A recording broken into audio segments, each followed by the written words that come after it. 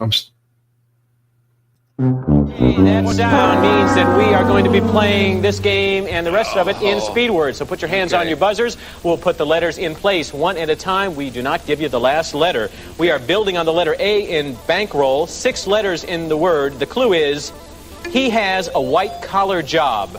He has a white-collar job. Ready? Go. He has a white-collar job. John. Painter. Painter is incorrect. That's not how you spell painter. Chuck. I'll continue to play. You're going to continue to play. Okay, ready? Go. He has a white-collar job. Can't give you the last one. He has a white-collar job. White-collar job?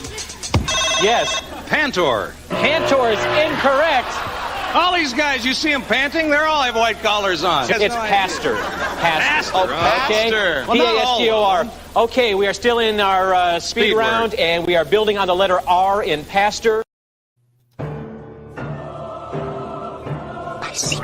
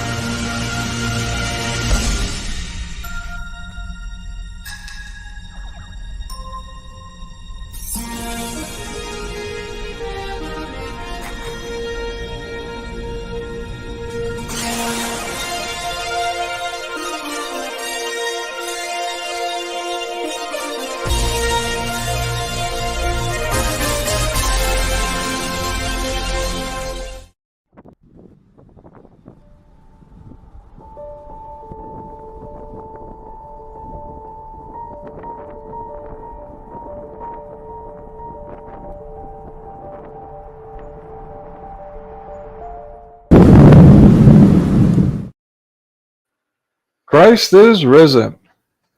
Surely he is risen. Good evening. All right. So we've got well, let's call it a different show today. We're going to do a bit of a movie review, something we talked about doing a while back. Yeah. I'm going to play the antagonist today.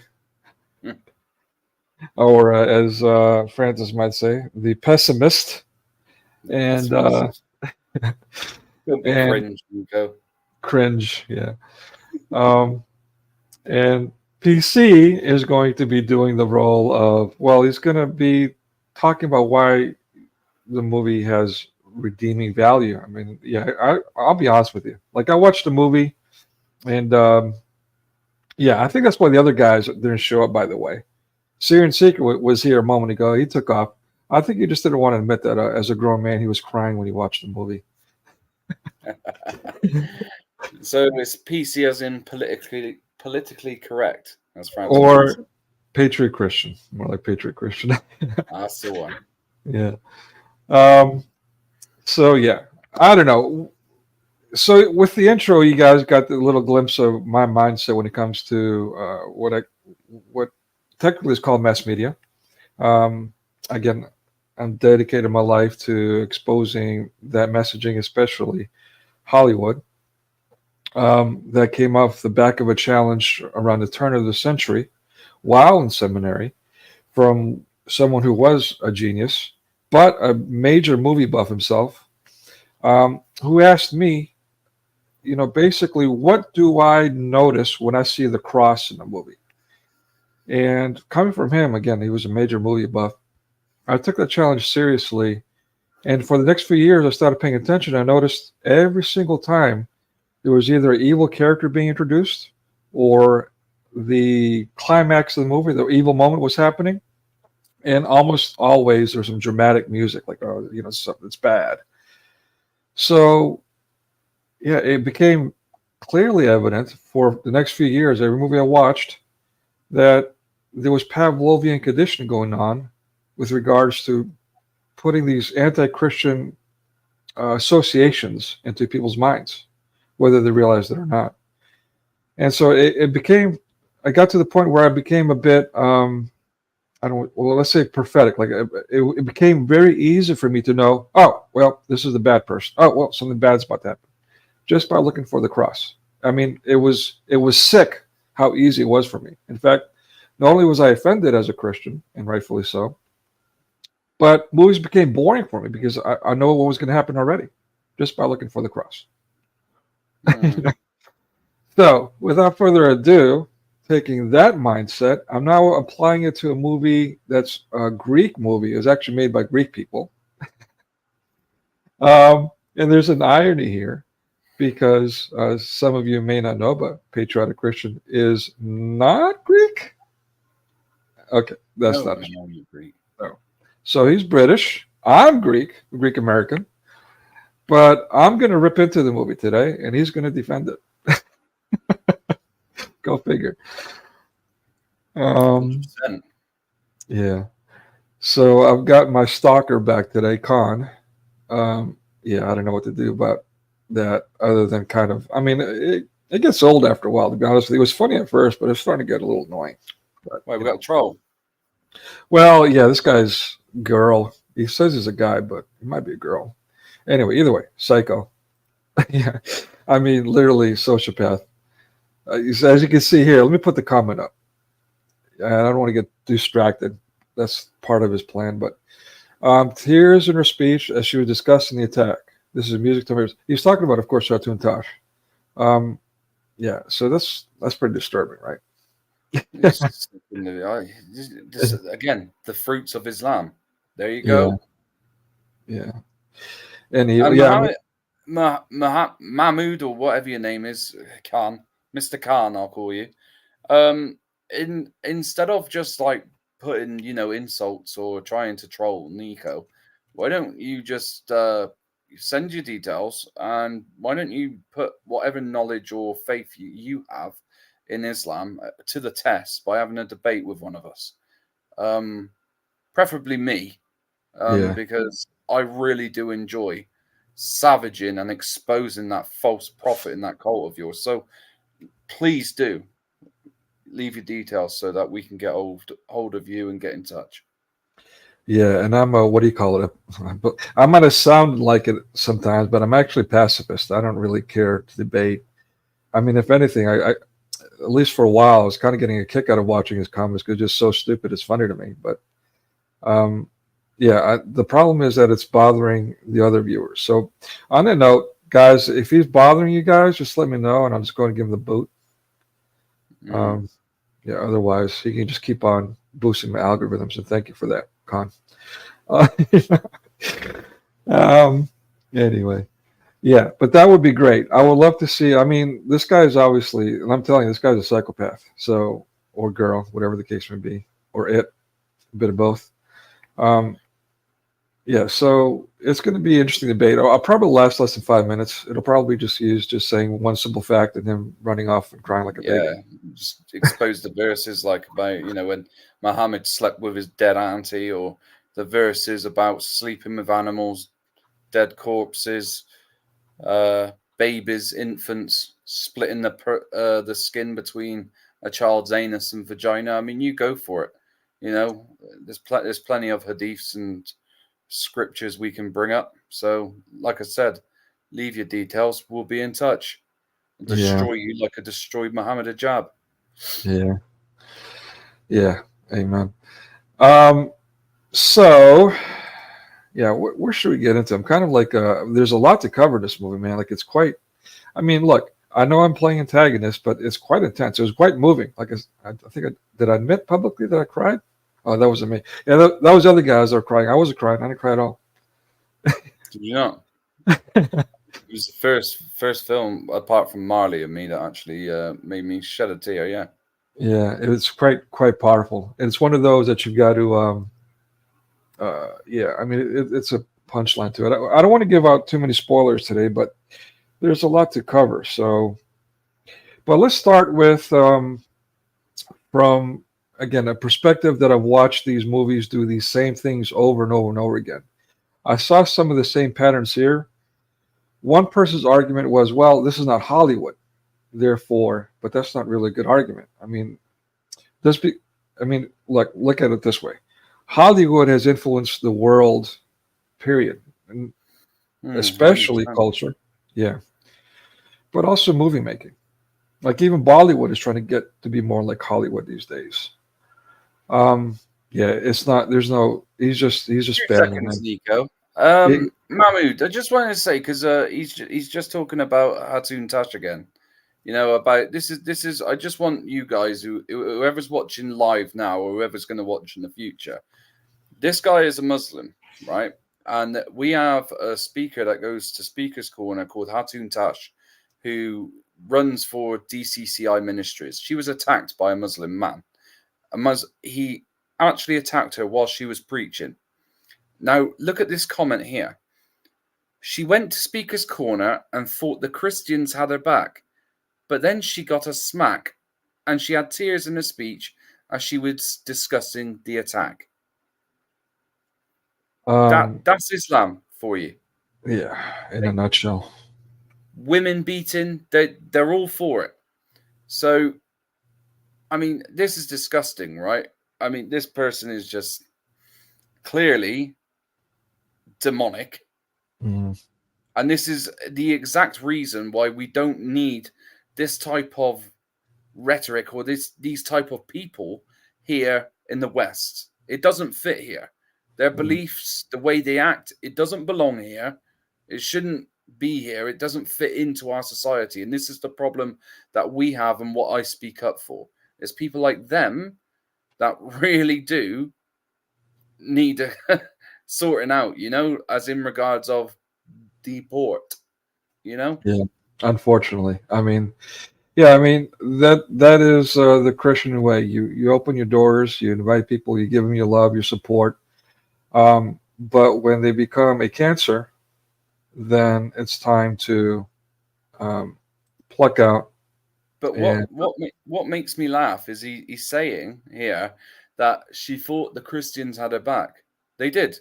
They did last week. And where were the Muslims? Where was Muhammad Hijab? Where was Ali Dawa? Where was Shabir Ali? Where was all these great speakers of Islam? Where were they? There was none to be seen. Yet we had apologists and scholars coming from America, Australia, Canada, all to defend Speaker's Corner and take it back from you jihadists. So, by all means, you can keep going on about who had whose back, but who ran? Who didn't turn up at Speaker's Corner? Everyone got schooled last week, literally destroyed. Islam was buried last week, dead and buried. They even had little Siraj. He walked off and ran away from a debate. One of the sheikhs refused to have a debate with Avery. One question. Siraj destroyed. One question. Muppets. And just like Muhammad Hijab with his offer to have a boxing match and a debate with me, he runs too. So, coward, leave. Go and fantasize over your pedophile prophet and stay out of the chat. Yeah, well, you want me? Should I give him the boot? I mean, let me know, man. Yeah. I think. Yeah, get him off because. Let's take a vote. Is it time to pluck out? Should I give this guy the boot or? Yeah, Christ is king. All right, let's give the boot. Maybe blessed. I mean, at some point, you just got to dust your feet. You know, if you're just going to be a cancer that's beyond reproach, then you got to do what you got to do. Exactly. When there's a tumor, take it out. All right, so just give me a minute to do that.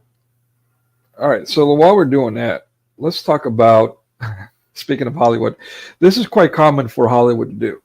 There's a major Christian movie that comes out, and Hollywood will turn around and use the same title and put some kind of junk out there. Now, I haven't watched this movie, so I'm using the label junk loosely. From the description, it sounds pretty cool, but as you can see, it's got 3.8 stars on International Movie Database, which is pretty difficult to accomplish. So Why on earth would they use the same title though? That's a bit. that's what they did for the same reason they've done everything else, to create chaos, confusion, to take people away from the truth. So when you hear about, oh, man of God, and then you watch the later movie, and you watch this man of God instead, and you see their messaging. I mean, I should watch this too. I just didn't want to subject myself to too much at once. But I might do that. I might watch this movie and subject myself to that so people can know what's going on with this movie too. Yeah. But according to the description, it's Samuel forsakes his harsh religious upbringing to live his own life, but his soul remains caught between the world and the faith he left behind. So it's based on being a victim from religion then. Exactly. I mean, that's definitely how the movie starts. And to that end, let me show you a screenshot. Again, I haven't watched it. I just very quickly skimmed through it. But here's, come on, where's my pictures? Oh, come on, really? Sorry, guys. Here we go. All right. There's the first one, and that's from the very beginning of the movie. This is like at the 2-minute marker. The charismatic preacher beats his son for not being in church. So yeah, it's his opening. They're in a church. They're all African. I don't think the setting is in Africa, but I could be wrong. But regardless, yeah, they're charismatic, and the kid walks out and he's like goofing off with his friends outside. And the father, leaves his service, and he comes and he's beating his son pretty brutally. So that's how the movie starts.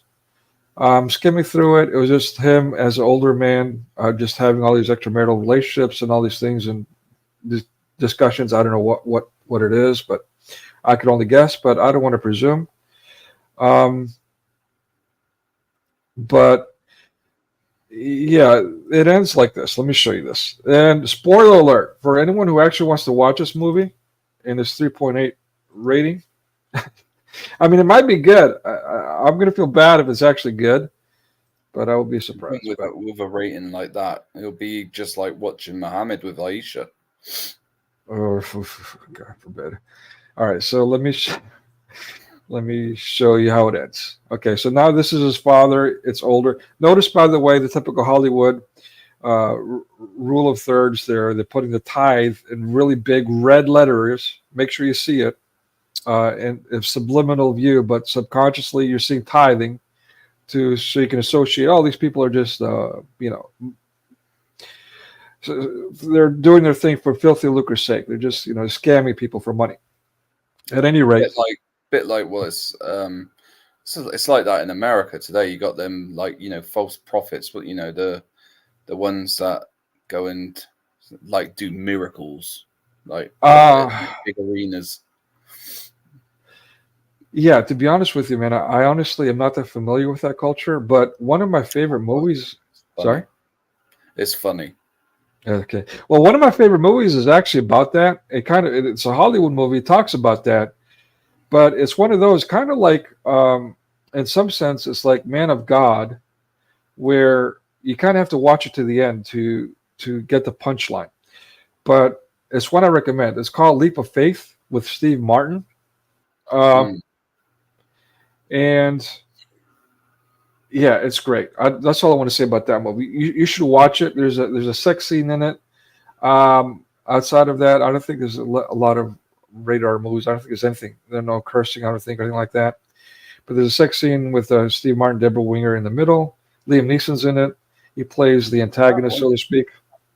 Well, have you watched the Jesus Revolution? That's good. Yeah. It's funny because there was someone, I forget her name, it's her name is like, I think her last name is Rivenbark. But she did a show, and she's from the same sect as that movie. And she ripped into it, but then she kind of like, I don't know, it was kind of weird. It was an interesting show she did on that. If you look up Rivenbark, I can't remember her first name. And then that movie. In the comments. Yeah, I'll have to look for it and share it. I need to remind your audience not to do that. Okay, so I reported Homeboy, and I'm now going to block him. So, I almost put him as a moderator. Wouldn't that be funny? Yeah, so he's blocked. God bless you. Good luck. So there's that movie. That's like a comic tactic with Hollywood, to do a movie with the same title that's semi-similar or not, and just kind of take you away from the message. My other critiques. Let me see what I have. I've got some other videos here. Let me show you this. Let me show you this video clip. Okay. Now let's talk about this scene. All right, guys. So for those of you who haven't seen it, I'm going to show you a movie from the very beginning of the movie. I think it's at the 5-minute mark, somewhere around there. Let me know what you think in the comment section, or if you're watching this afterwards, in the comment section afterwards. Let me know what you think of the scene. What does it make you think of? How does it make you feel?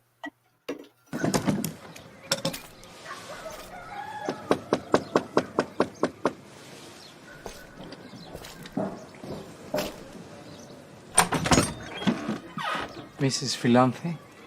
Please, come in.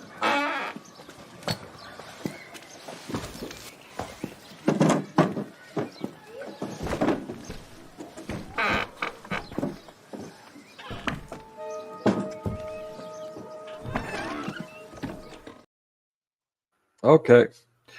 So, comments? So, do you want me to comment on that? Yeah, sure. Do you have any comments? What do you have any thoughts on that particular scene? Yeah, because I know what happens next. So, but he well, you notice when he's going in, you have that like sinister type of sound that basically informs you that something not right is going on, or something's about to go down. Okay. So so you're saying that the next scene something's going to happen, not necessarily right there, or something's about to go down after he enters that building. Yeah, some music like that, it basically it gets you ready. It lets you know that something sinister is happening. That's why they use little sound bites like that to make you feel on the edge of your seat, like, to grab your attention, to make you want to see what's going on. Okay.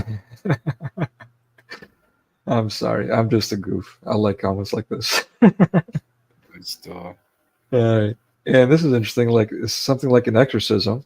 Okay. Yeah. Like from the movie The Exorcism. That's an interesting observation. That's a good comparison.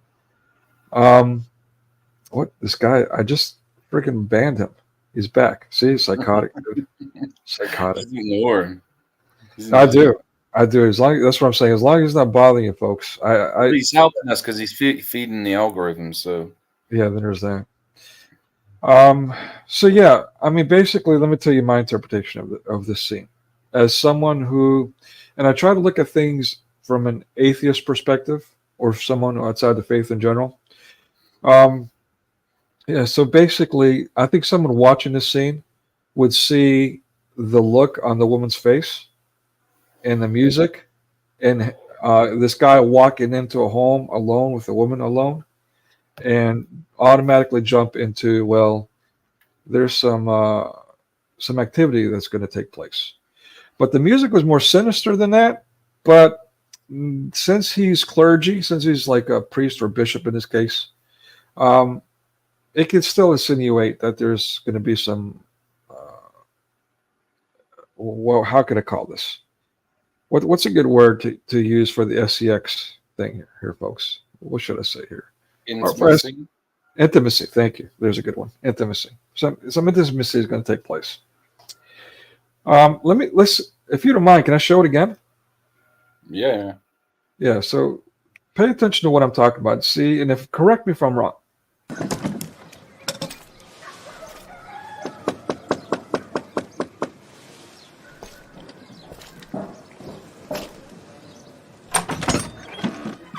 Mrs. Foulle? Please, come in.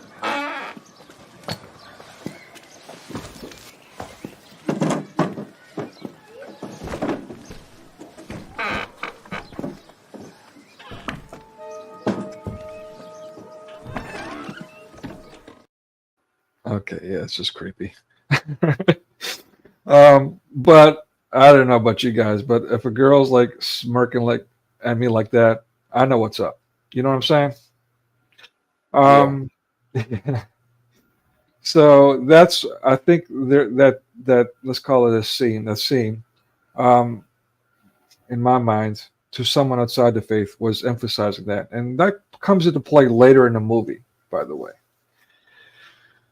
Yeah, and I don't want to give out too much spoiler alerts. I really encourage people. Hello, yeah, it's great to see these people. But yeah, let me go ahead and show what I usually show in every well, not every stream that I'm talking about, mass media at least. And that's have you guys? And again, this is going to sound like conspiracy theory to some people. It's not, folks. I'm giving you now the actual disclosed government documents. I mean, legal. So from the CIA's website, okay, it's called the FOIA report. So you can legally request this. It's been declassified recently, just a few years ago. And so you can see this for yourself. You just go to the CIA.gov's website and you type in Project Mockingbird, you'll find it, or you just put it in the search engine. You should be able to find it that way too. So basically, if you look at it and read it, and I'll put this link in the description so you can read it later. It goes into detail about how the American government used Hollywood, used media to condition its own people, its own citizens. Okay, It's been doing that for years. Yeah. Well, I was coming from the other spectrum. I was like, you'll know them by their fruits. I was taking that approach. I was looking at the outcomes and trying to look at it quantitatively, empirically, but quantitatively, just the actual facts, like with timestamps, this happened, that happened. And after a few years, it became overwhelmingly evident that, of course, there was pushing pseudo-morals, like the things that are destructive for society, of course. But also, it was clearly brainwashing people to hate Christianity. And I've got evidence of that. I've got a lot of screenshots with notes for a bunch of movies through the decades. This is what I was trying to do as doctoral research. But, I'm having some political issues getting that going. But I pray that will be overcome too, because I really want to get that done. Things are coming to light now anyway. So, people are waking up to absolutely everything, let alone Hollywood. I mean, yeah, that's coming out of woodwork as well. So, yeah, thank God, man, because yeah, and not everybody, unfortunately. I still get pushback, like, "Oh, you conspiracy theorist." I'm not going to say who, but one of our own is like really loves to rip in me about, well, you're just a conspiracy theorist. Like, based on what? So here's another document, okay, on another thing that is quote unquote conspiracy theory, again from the CIA. It's MK Ultra. So this is actually where they brainwash people to be Manchurian candidates. As crazy as that sounds. Okay, and I'll put this in the description too. I'll do that now, actually. But I just wanted to show that this is official. This is not only my own evidence that, again, you can see for yourself. I'm sorry? It's there for everyone. Yeah. I mean, again, the stuff I do is stuff you can see for yourself, judge for yourself, and it goes on and on and Literally for decades, generations, goes on and on. But now, there's all these official documents that show that, yeah, this is not just a conspiracy theory. This is by design what they've been doing. All right. Do we have anything else to say on that topic? No? Okay. So let's move on to, oops, what is that? Okay. Let's move on to a description of who the person is, say, Nektarios, an official description. I honestly, I'm not an expert on main culture, nor am I an expert on Project Mockingbird. The links are in the description. If you're interested, be honest with you, I tend to avoid quote-unquote conspiracy theories, even though it's not a conspiracy theory. I'd rather focus on the fruits, the outcomes, and take that approach instead of talking about the psychology and all that, and what some people might call theoretics, even though it's not.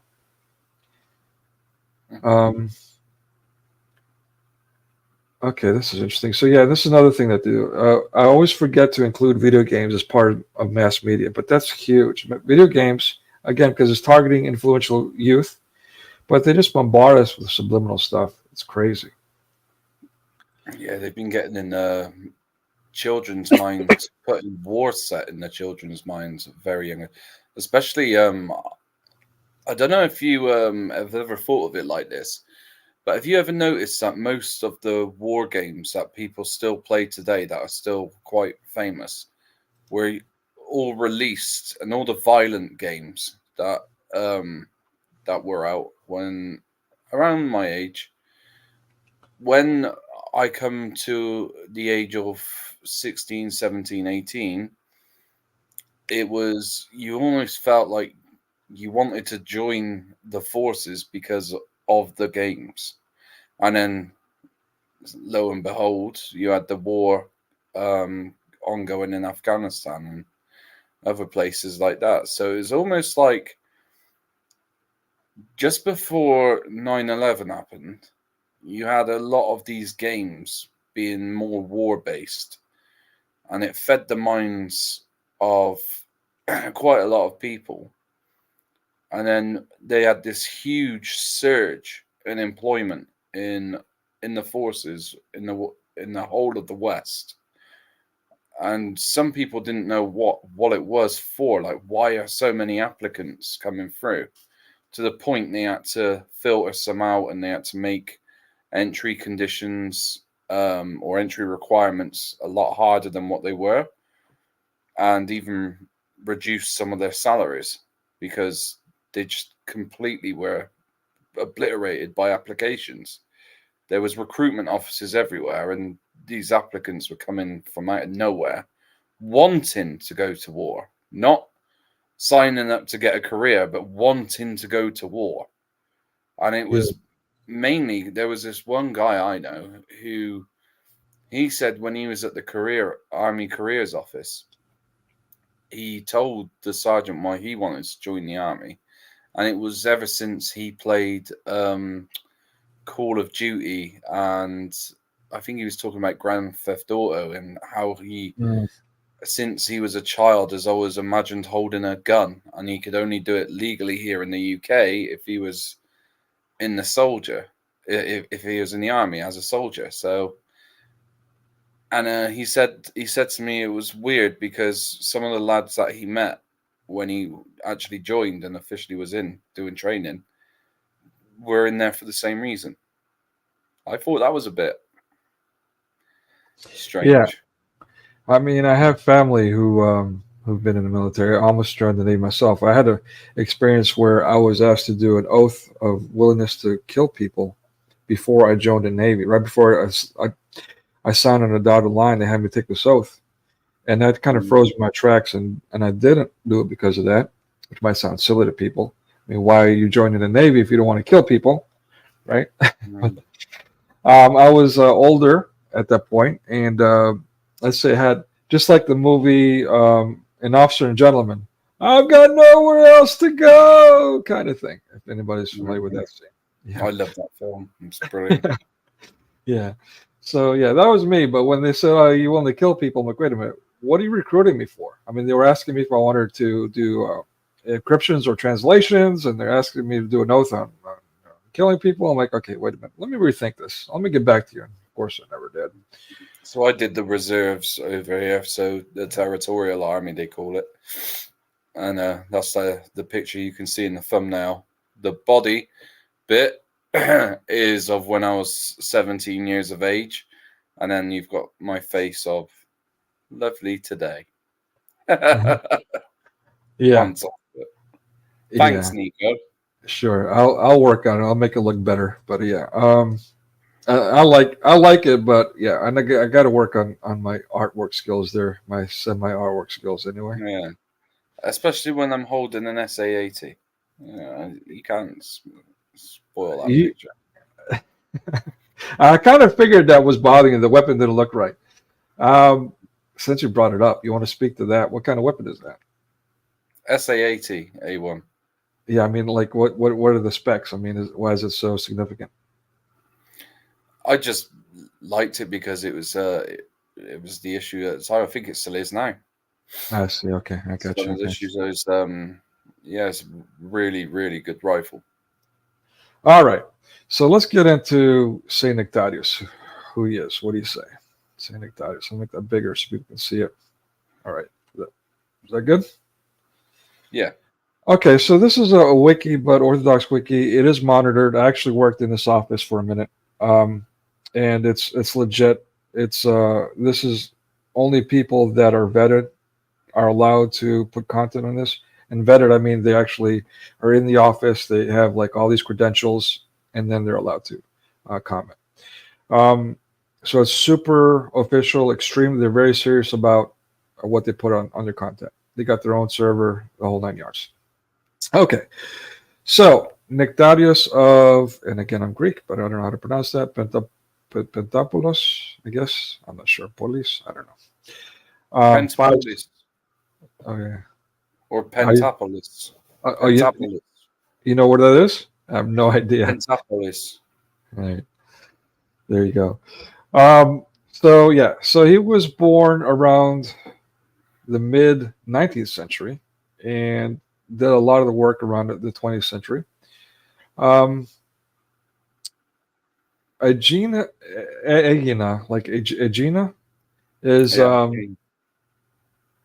yeah, that's an island just south of Athens. It's a small island. It's really quaint. It's really nice, actually. People seem to love it. People that visit it have talked about, oh, you got to go check it out. So, yeah, I like for those that are visiting Greece, different islands. What is it? Oh boy, Patmos. I like the island of Patmos. It's biblical. It's yeah, it's really cool. It's actually where the Revelations was written. Yeah, I was going to say where John wrote Revelation. Yeah. It had magical, forgive me. It had a miraculous, awesome experiences there. It was amazing.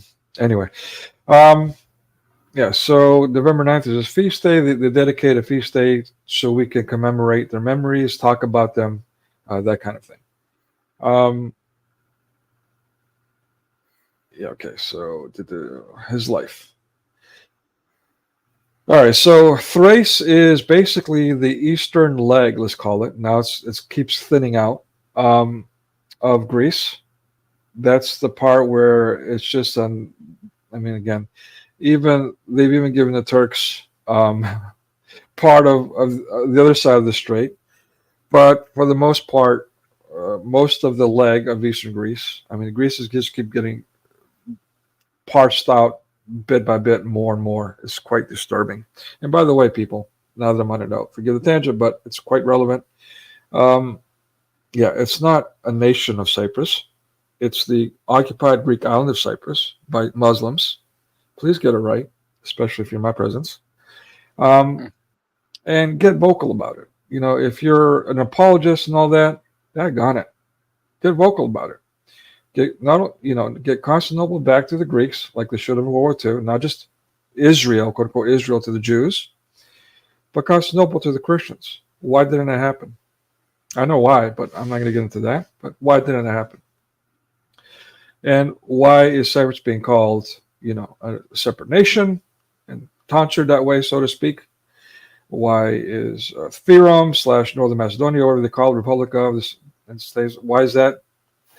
I mean, all these things are just please back off of the siege. And if you have a heart and a mind, please be vocal about the affliction being put on the Greeks, the Christian Greeks of 2 centuries up. So yeah, for the record, I'm actually Pontian. Thankfully, the Armenian genocide of just a few years ago finally got recognized by the international community. Not a chirp about the Pontians.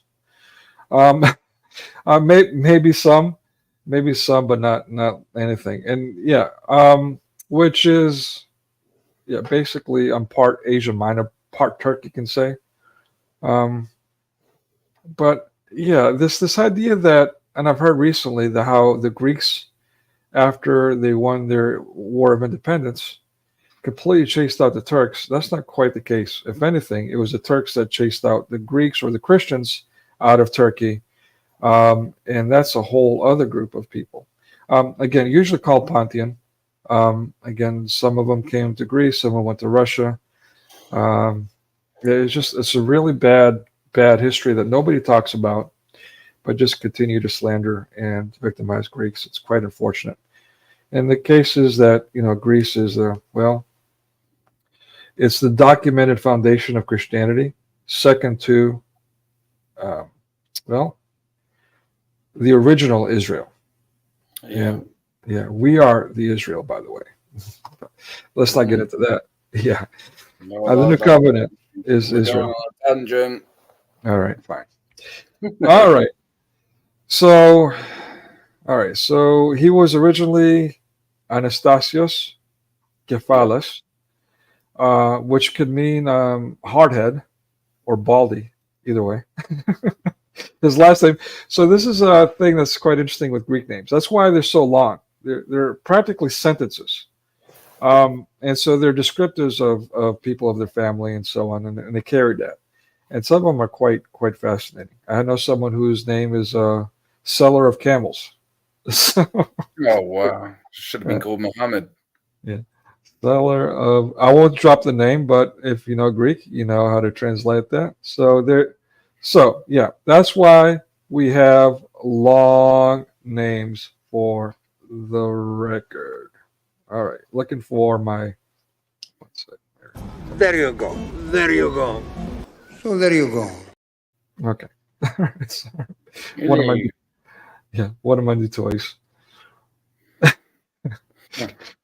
All right. Should we stop here? Do we have any comments so far about this dude? Oh, this is all basic stuff. Dude, what are you? You can't say dude. He's a saint. No, he's a humble saint, man. He wouldn't mind.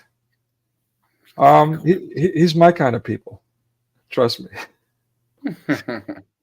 All right. So he moved to Constantinople. Thank you. We're not calling it Istanbul. This must be a Greek Mander site. To work and further his education. In 1866, he left to the island of Chios. I've been there too recently during the historical mass migration, which is ongoing. And actually have a clip of what that actually looks like as of recent in my, let's call it a mini documentary called How Hollywood Supports Islam. It's I'll put that in the description, but it's quite alarming. He took a teaching post. This stuff is kind of represented in the movie fairly well. The monastic part wasn't. It was referenced, but not really shown. He had a love for asceticism as well, didn't he? Yeah, He really did. And there's a book on some of the sayings that's very common that circulates Greece now, even today. I think it's like a 3-part book that Nektarios written for some of his famous quotes or sayings that he used to write down all the time. And that was from, like, some were from the Bible and some were from other Greek philosophers. and yeah, they still circulate Greece today. Good to hear. Hmm. Yeah. Let's see. We have. I want to put this comment up. Oh boy, lost it. If Francis is out there, yes, Francis, you have the nicer hair, but I have a better beard by far. All right, but he's probably written me off. Maybe blessed. Let's see. Oh yeah. Okay. This. Okay. And Accra.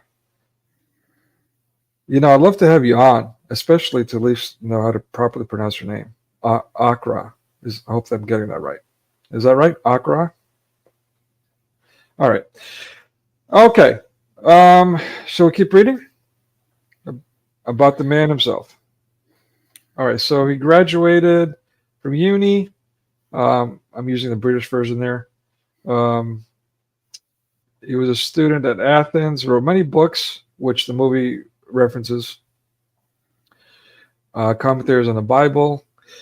He went to Alexandria, Egypt, which that's where the movie pretty much, it starts in Alexandria, Egypt, where he was ordained as a priest, and then in the movie, he's already a bishop. Yeah, it was Alexandria was one of the first places for where the biblical life actually was born. So where the Christianity's, doctrine, or the Bible, as so to speak, was compiled. It was mainly in Alexandria. All right, so we've got someone who is a polemicist for Islam, so we're going to be mixing matching comments here. But because we have the troll, I figured I'll put these up here too, if that's okay. Okay, so he's administrative ability is consecrated bishop in that city you said earlier. Pentapolis. Thank you. By the Greek Orthodox, which was mentioned in the movie a lot. He was one of the evil people. I get into that. Yeah, thank you. Well, no, the patriarch was actually okay. Sophronios. It was some of the bishops that were envious of Nektarios and the way he was, because there was even a saying that the local people in Alexandria used, that they used to refer to Nektarios as, and they used to say money and Nektarios are two separate things. And that was due to his humility. He didn't like handling money. He did everything for free.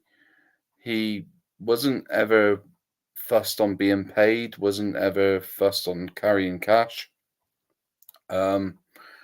He basically, in a way, so to follow Christ and to emulate the life of Christ, he sacrificed his passions to take up his cross, so to speak, and walk in the footsteps of Jesus. Well said. Perfect. Yep, completely concur. All right, and even though I'm playing the antagonist of the movie, let's keep it in perspective. I got some flack a couple days ago about this. I was being critical of what is it, The Chosen, and people were like, like I was like a blaspheming God. I'm like, people, let's differentiate. Yeah, it's very popular with that too. The even though Jonathan Rumi, who plays Jesus in there, is Catholic, it's quite Protestant series. Okay. I like it. It's okay, but it's almost like a soap version of the Bible. It's like half of 90% of it's made up, whilst 10% of it's like from the Bible. Okay, so I mean that's what was one of my criticisms. I didn't realize all that. I was actually watching it for the first time the other day. It was pretty cool. I mean, I liked it overall. I liked the production value and all these different things. The acting, some acting was great. But yeah, It's good. Sorry. Yeah. No, I was just gonna say, some of the creative things that they did, I was criticizing, and why they're asking this way. So people were getting offended. But I just want to, when I criticize movies, and Well, I will rarely touch on Christian movies because that's not my goal. But even in some Christian movies, you can find some of these things. SyrianSeeker and I will be doing Jesus of Nazareth soon. I'm looking into doing a regular. What? Yeah, you want to do that one too? But you got to be on time, man. You got to be on time. We can't be doing this like, okay, an hour later stuff. Is that the 1960s one? I think it might be 60s. I think it's 70s. I Or could be wrong. 1973? Yeah, I think it's 1973. Yeah, it was actually a TV movie, man. I mean, it's one that's changed so many lives. And as an adult, I haven't watched it, so I'm really excited about doing that. About watching it with our film. Yeah, okay, there you go. Well, it's gonna be in the far future then. But regardless, yeah, I'm excited about watching it with a critical eye to see, what things I can comb out of it to criticize. But Not much. yeah, It's that's not what. Hollywood made. It's a British one. Yeah, that's what I expect. I don't expect to find much there, to be honest with you. But we'll see. But yeah, other than that, outside of those kinds of things, usually that's my goal, people, is to expose the methodology, and it's systemic. I mean, to me it's evidently systemic. It's from the top down. They're doing the same things. You can argue the why all you want, but you can't argue the when, the who, and the how. It's overwhelmingly evident.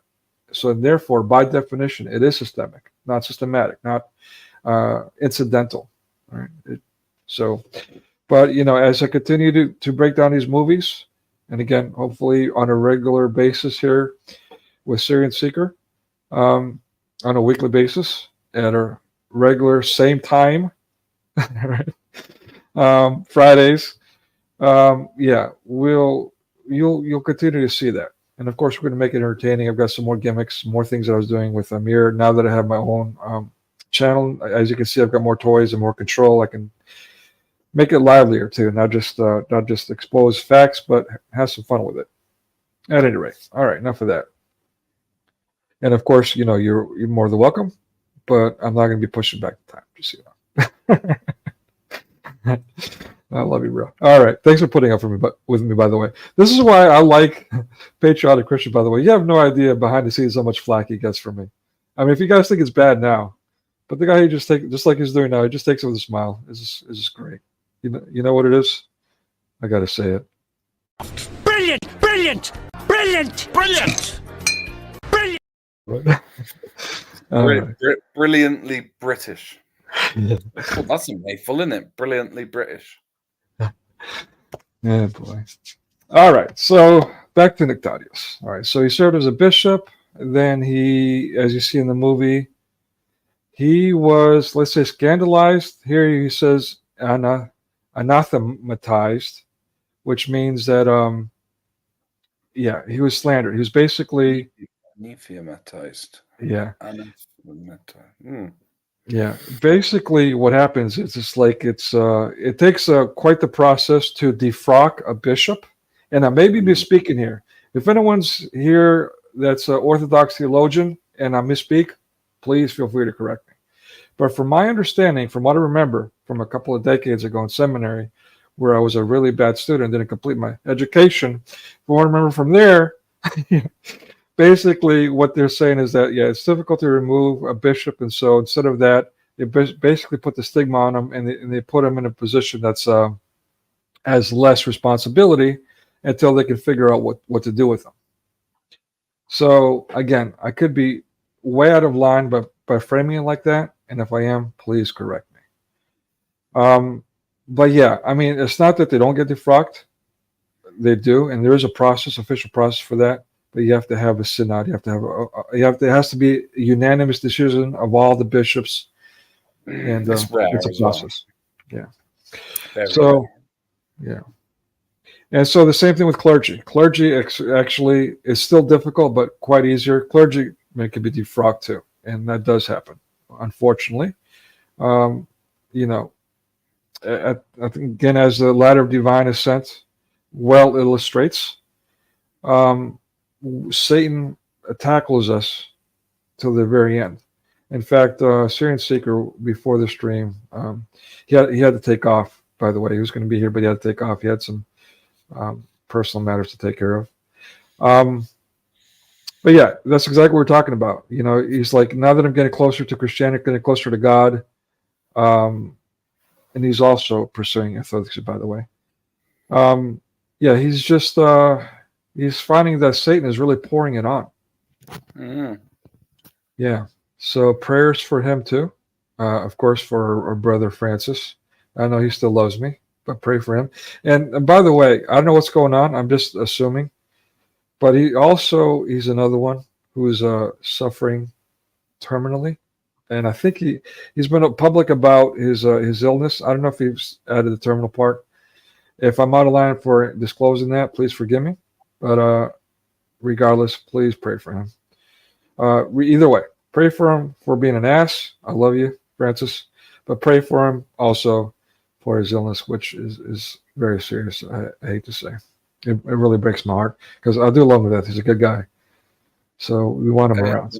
I haven't seen anything about that yet. But Yeah, I'll have to speak with him. yeah, I guess I did let the cat out of the bag. Oh, okay, he's really gonna hate me now. Great. All right. What was I going? Oh yeah, let me show you guys this. I got to take us off stage for a minute. Sorry.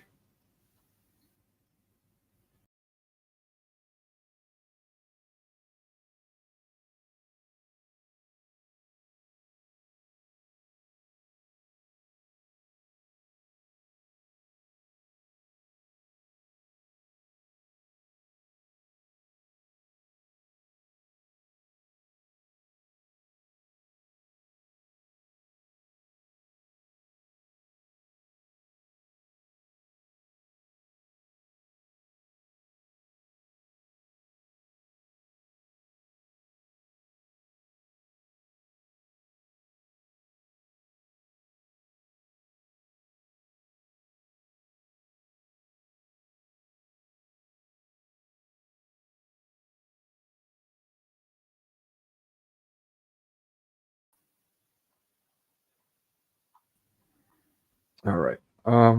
Let's get back to Nektarios. So, did you want to add anything to that? I didn't hear what was going on. I was backstage. Oh, my bad.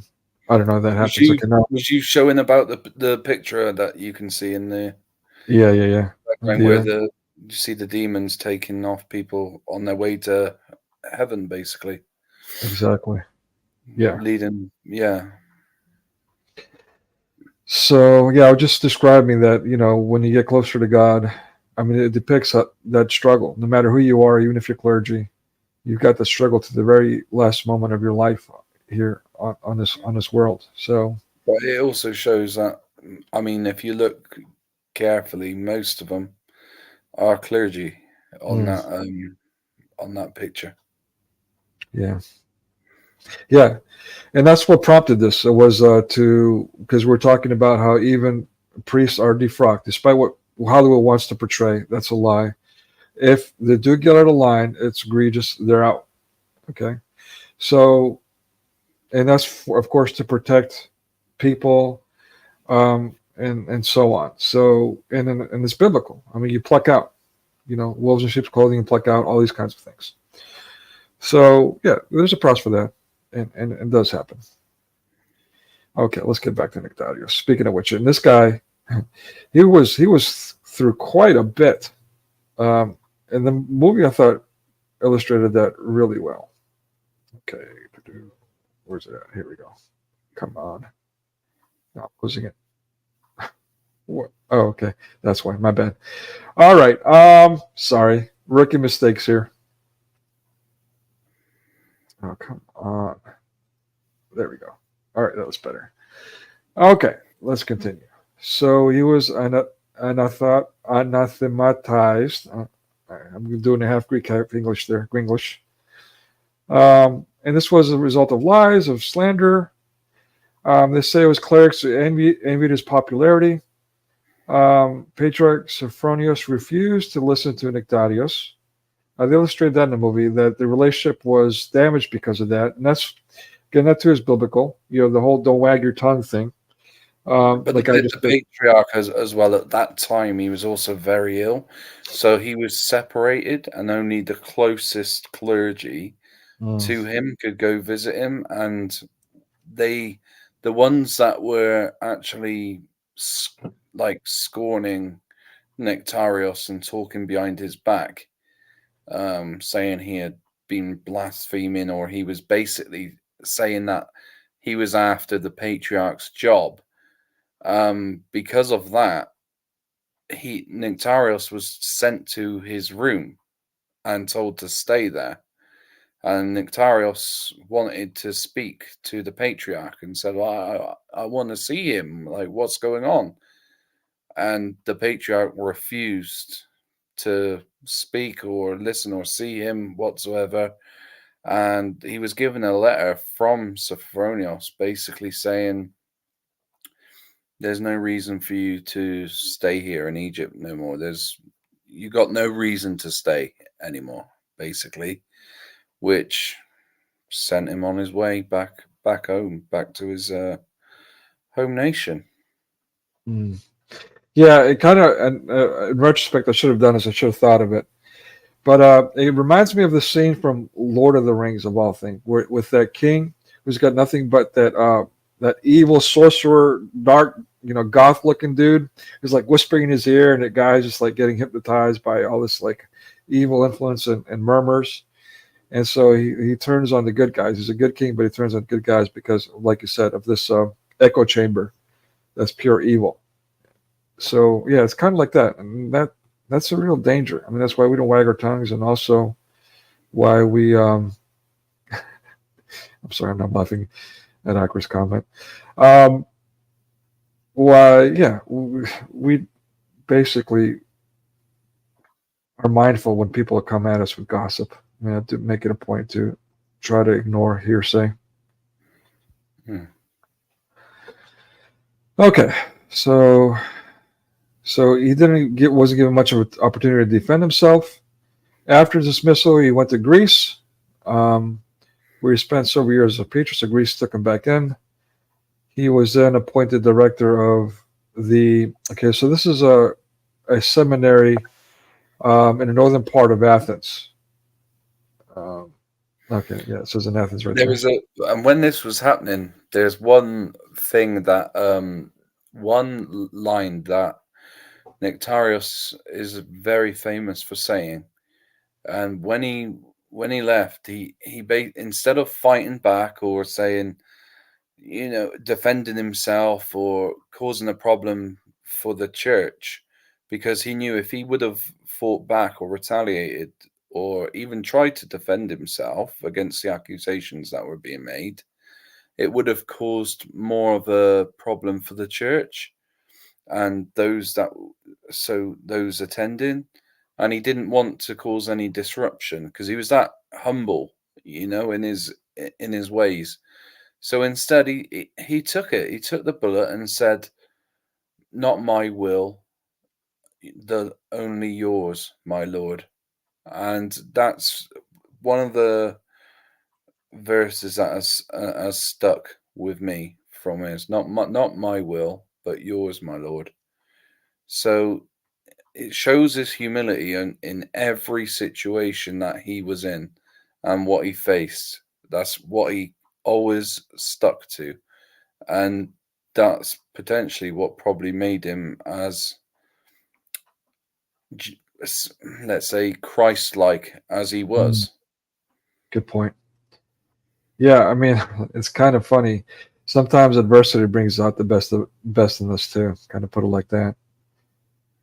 Yeah, but also, I like the expression. What is it? Steel sharpens steel. Yeah, I like that. I mean, what I kind of use is, "Are you your brother's keeper?" Going all the way back to that. To me, when I read that, it's almost like a challenge. I mean, aren't you supposed to? It's like it's a given. You're supposed to be your brother's keeper. So, yeah, I mean, we need to be taking care of each other, especially these days. Yeah. Yeah. All right. So let's get back to. He's back in Athens. He was served there at the seminary for 15 years. Wow. He wrote books while he was there. In 1904, at the request of several nuns, which the movie demonstrated. I mean, this stuff was intense. He established a monastery for them in the island of Aegina.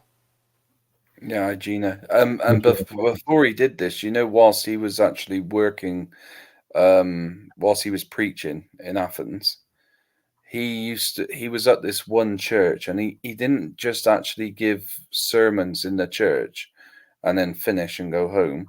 He used to stay behind and clean the toilets. Then he would go out and do the gardening. Then he'd go and do all the rubbish bags and any repairs that needed doing. He would pay from his own pocket, and no one else. He was and if anyone needed help, he gave them help. He gave his salary away to help people. He just didn't have any, let's say, need or necessity for worldly things. And before he actually got baptized, as do they go through baptism for priesthood? I'm sure is that right? It's kind of like a baptism. Yeah, I mean, basically, yeah. Once you get ordained as a priest, it's a life commitment. So yeah. So before he had that, before he was actually given ordained, before he was ordained, he fasted for a whole week to try and keep away wow, the demons. Yeah, it's incredible. He was such an amazing. I mean, he's my patron saint. So love the guy. Okay. Yeah. Akra, if you want to, at the end of the stream, come on up. We can exchange information backstage, okay? Sorry. Just a little quick shop note there. Okay, so yeah, this guy's really cool. I'm liking him more and more. I mean, he was really big with folks. I never knew why, but now that I've had to watch this movie twice and I'm reading about him, I'm like, okay, yeah, this guy's really cool. I like him. Let's see, the monastery. Yeah, so, and this is really cool. I'm gonna be one of those people. I've been there, but I'm sharing, like, you can't share it. I actually had video of it, man. Fascist book kicked me off. I had great video of people visiting the church there at the monastery, and yeah, it was just magnificent. They were just chanting. It was just so beautiful and moving. Unfortunately, I don't have the video to share with you because of fascist book. They kicked me off. I don't want to get into that. Let's get off on another tangent. Okay. At the age of 62 in 1908, he resigned from his post, and he went to reside at the convent. So that's where he lived for the rest of his life, being a spiritual father. Yeah, he looked after the nuns there, and also helped. He actually helped build and like reconstruct the actual building that was there. They took over to turn into the convent, and it was the lady who approached Nektarios about the first nun. She was actually blind, and she wanted to do this, and he thought he was being spiritually led to do this, so he did. And it was on a tiny little island, very small, and him and the nuns together turned it into a beautiful place. But there was many attempts by Greece, the government in Greece, to try and take it from him. Wow. And to try and take it from the nuns as well. So they had to turn it into like a non-profit organization in order for it to remain. Otherwise, it had to be listed as property of Greece. So it was, they were lucky. Yeah, I want you to notice that how in this little article, and I'll share the link in the chat afterward, but you can see, Oh boy. You can see also, folks, if you guys watch previous streams, you might have met Muhammad Aurelius. He's done a couple with us. Please say a prayer for him as he's struggling as well. It's amazing. Satan, man, never rests. But I don't want to give out his personal information. I don't know if he's confiding in me or not. But yeah, he's missing in action, so to speak, because he's got an affliction. So please put up some prayers for him. Affliction. Yeah. Yeah, man, it's bad. Anyway, yeah. So even it points out here, though, yeah, basically that stuff is not in this description, what you just described, but it is in the movie, and that was one of my criticisms. So officially, that's not part of it, but at least not according to this website. You might find some other documents on it. I don't know. Again, I'm not a scholar of it, so I can't claim either way. But yeah, it's not at least in this wiki. Again, I worked in the office. They take this stuff very seriously. They're extremely serious. Trust me on this. So, yeah, this stuff is, let's call it peer reviewed at the very least. So yeah. So yeah, I mean, it's quite. I know a lot of people that listen. I know a lot of clergy. I mean, again, I've been in and out of the formation circles for a couple of decades now. Again, just so you'll know how deep that goes, the Patriarchate, the Constantinople, the Fanar, I had been invited repeatedly, even people from there bearing gifts to that degree. So I've known some people, you know, and I'm telling you, I've known a lot of people, and I would say most of them, they're so giving. They're definitely the people that they don't ring their own bells and all that. They just give. And unfortunately, Hollywood portrays them as the exact opposite, and it's disturbing. That's another one of my criticisms of this movie, which it does that repeatedly. Portraying the exact opposite of reality, which is the same. You know, you can say they're doing it to boost up St. Nektarios, but I don't think that was necessary. They're just doing it to be typical mass media people in my mind, and to tear down the church, which is not okay. I mean, I'm glad you're puffing up the saint and what, but you don't have to, like a Muslim, destroy the other to puff yourself up, right? Or whatever, Muhammad up, or in this case, St. Nektarios. I'm not trying to compare St. Nektarios with Muhammad, God forbid, but I'm just saying you don't need to destroy the other. So that's what the movie was doing, in my mind, and we'll get to that. We'll get to my my screenshots discussion on that. Okay, going down. Oh yeah, you know what? It talks about his prostate cancer. That's all I want to say about that. Let's because I don't want to do too many movie spoilers here. You know, I encourage people to watch this movie. And yes, I'm criticizing the movie, but watch the movie if you haven't. It's friggin' great.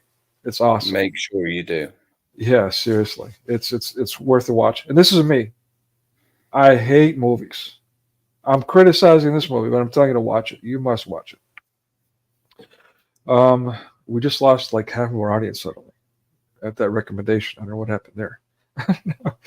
Anyway, all right. So what are we doing? Oh yeah. So you want to get to the screenshots? Yep. Let's do that. Okay. Here's my criticisms. Criticism number one. Oh, we already talked about this, but let's go ahead and cover it since I've got it set up. Oh, come on. Okay. Okay. At the 4-minute marker, this is the scene I should have juxtaposed with a scene from Lord of the Rings. These are what you're talking about earlier, the echo chamber. These guys are evil clergy, basically, that are, whatever, envious or whatever the case may be. And so they're slandering Nektarios and convincing this patriarch, the head bishop, to basically, in essence, defrock him. Like, hey, you know what? Get him out of the picture. What are your thoughts on that? What, for them getting rid of him? Yeah. He was it was an envious thing because basically Nektarios managed to get himself to a very high position within the church and within, you know, the leaders side of things, and because he did so quickly, he was so close to the patriarch, and also how Christ-like he was. There was a lot of bishops and deacons who just were really jealous because they couldn't be like him.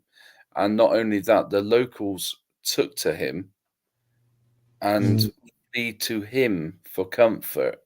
Yet they were there twitching and fiddling their thumbs, thinking, you know, why is this guy better than us? Why does he think he's better than us? Or why are we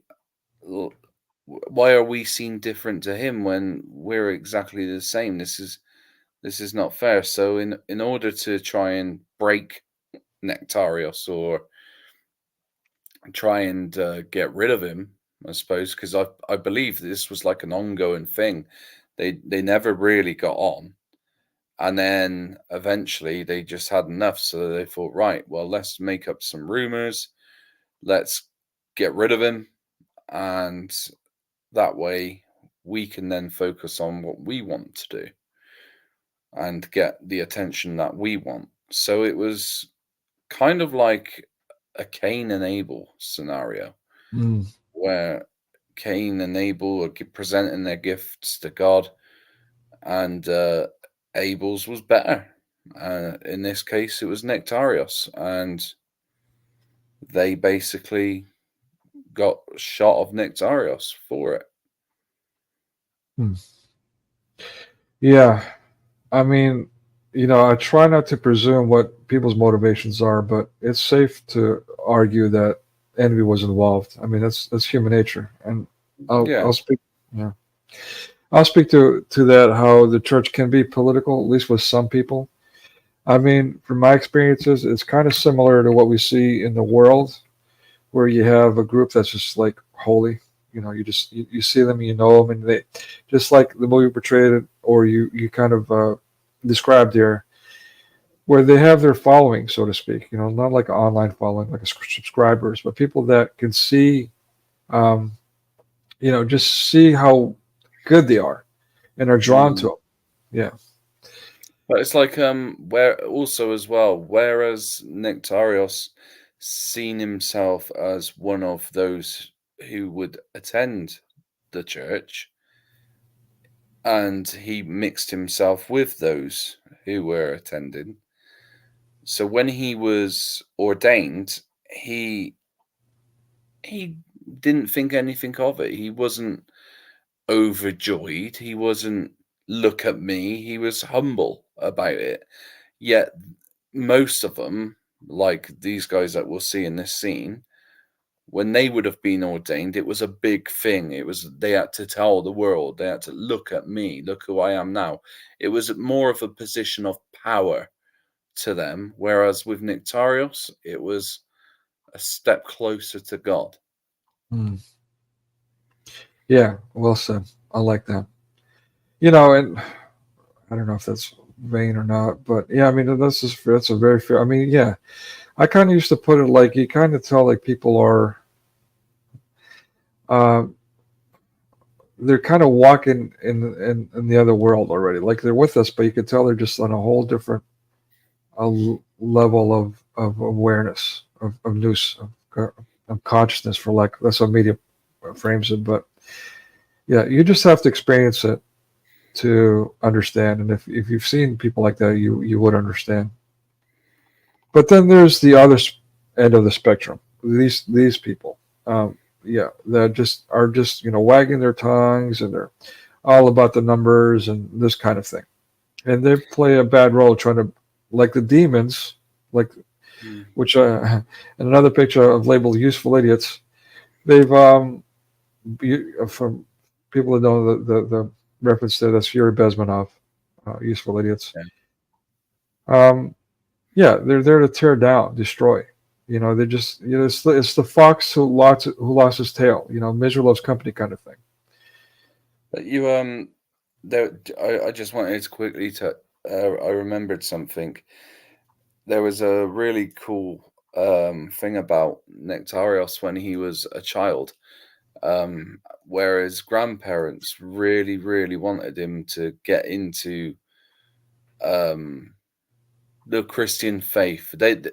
Him and his siblings were encouraged to excel within the Christian faith and become something of it. They wanted them, especially Nektarios, when it was Anastasios. Yeah. When he was younger, they wanted him to do well within a church or do something that led the church. And he had a favorite verse from, I think it was Psalm 50, where he used to say, "And I will teach the transgressors." And he carried that with him. And there's a story of when Nektarios was about to get in a boat to go somewhere, and the guy's trying to start this boat and it won't start. And he looks at Nektarios and he goes, "Sorry, we can't have any freeloaders here. You're not coming on." So Nektarios was very sad, and he didn't argue with him. He just stood there, and he wanted to get on the boat to cross the island, but the guy wasn't going to let him. He wanted money for it.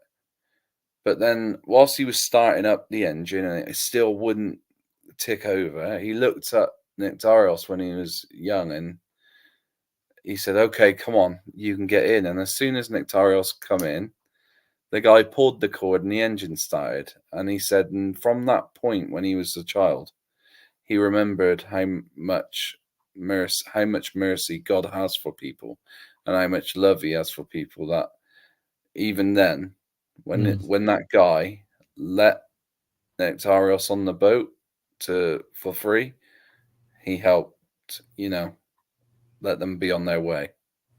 He solved the problem. Yeah. And that's, again, that's the kind of people that you don't see on the front page, but they're actually more common than not. Throughout history too, the Christian church, the one Catholic and Apostolic Church, has been doing all kinds of missionary orphanages and all that from the very beginning. So, but you don't hear about it because they don't ring their own bells.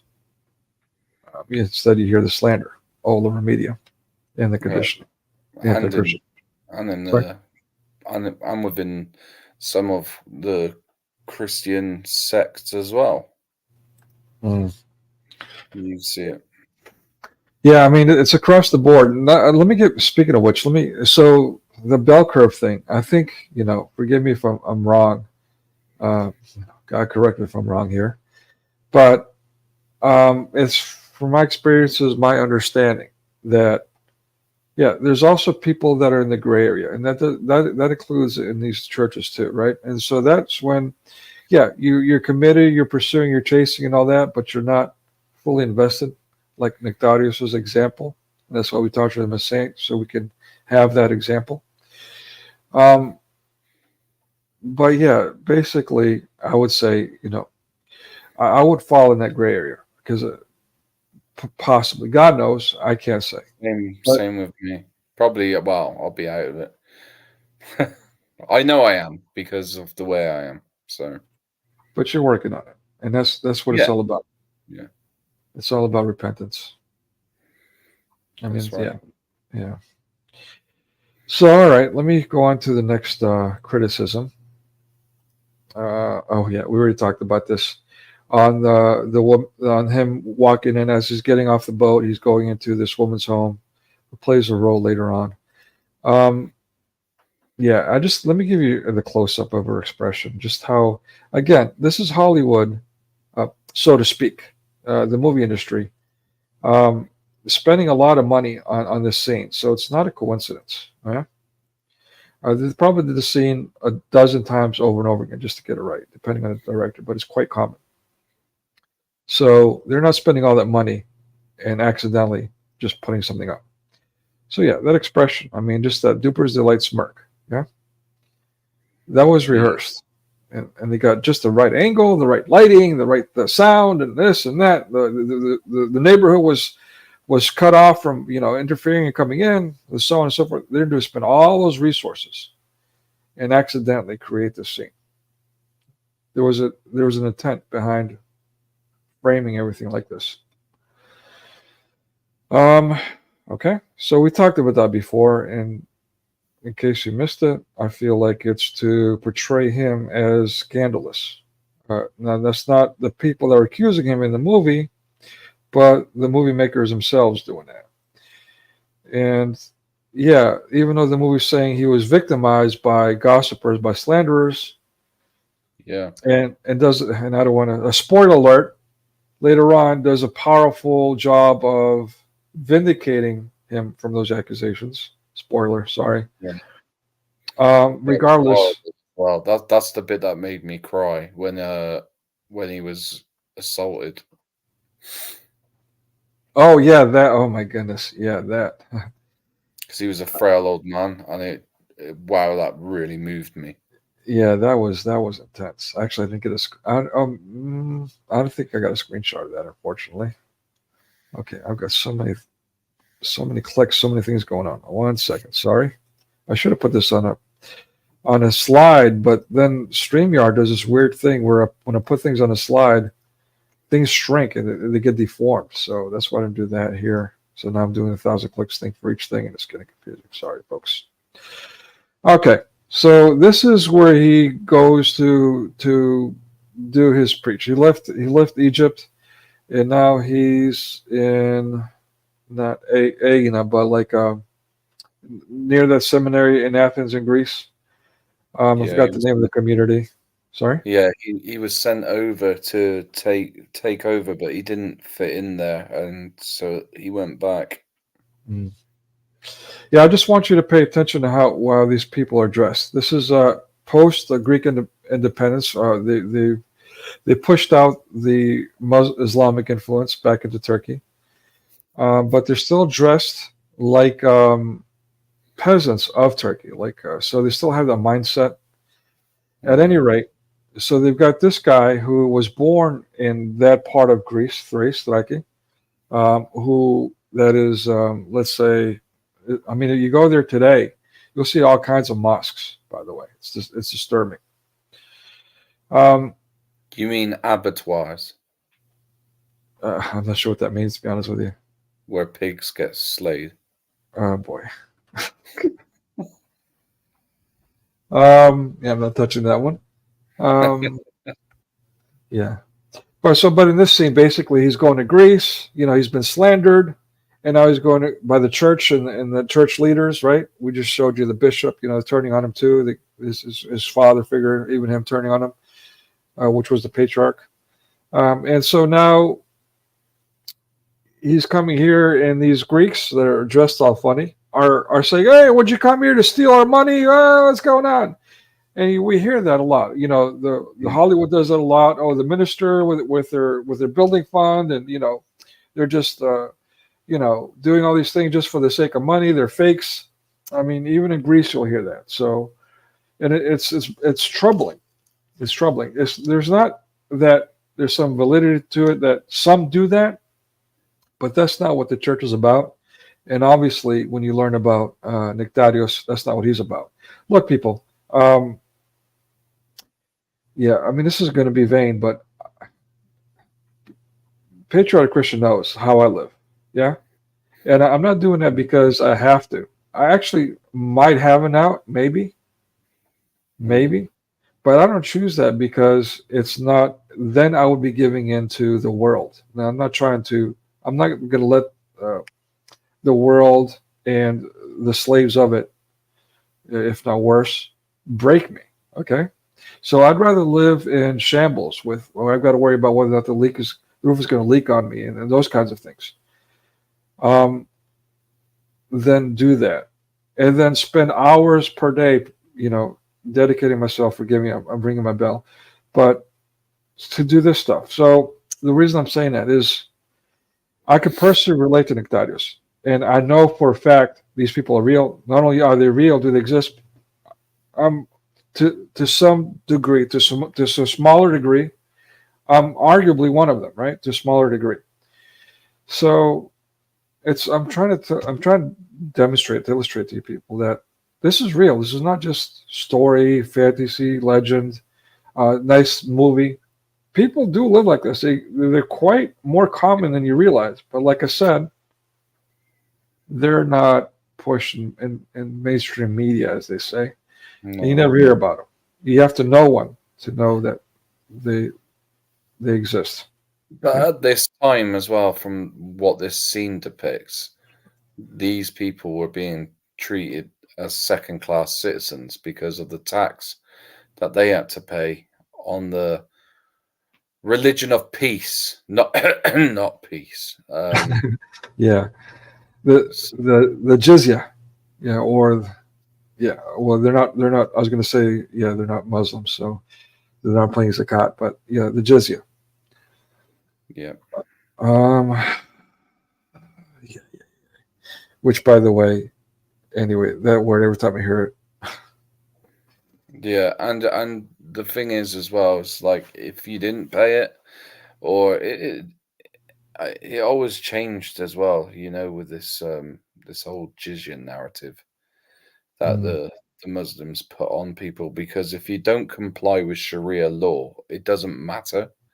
So that jizya just goes out the window, and then you're basically under Islamic law anyway.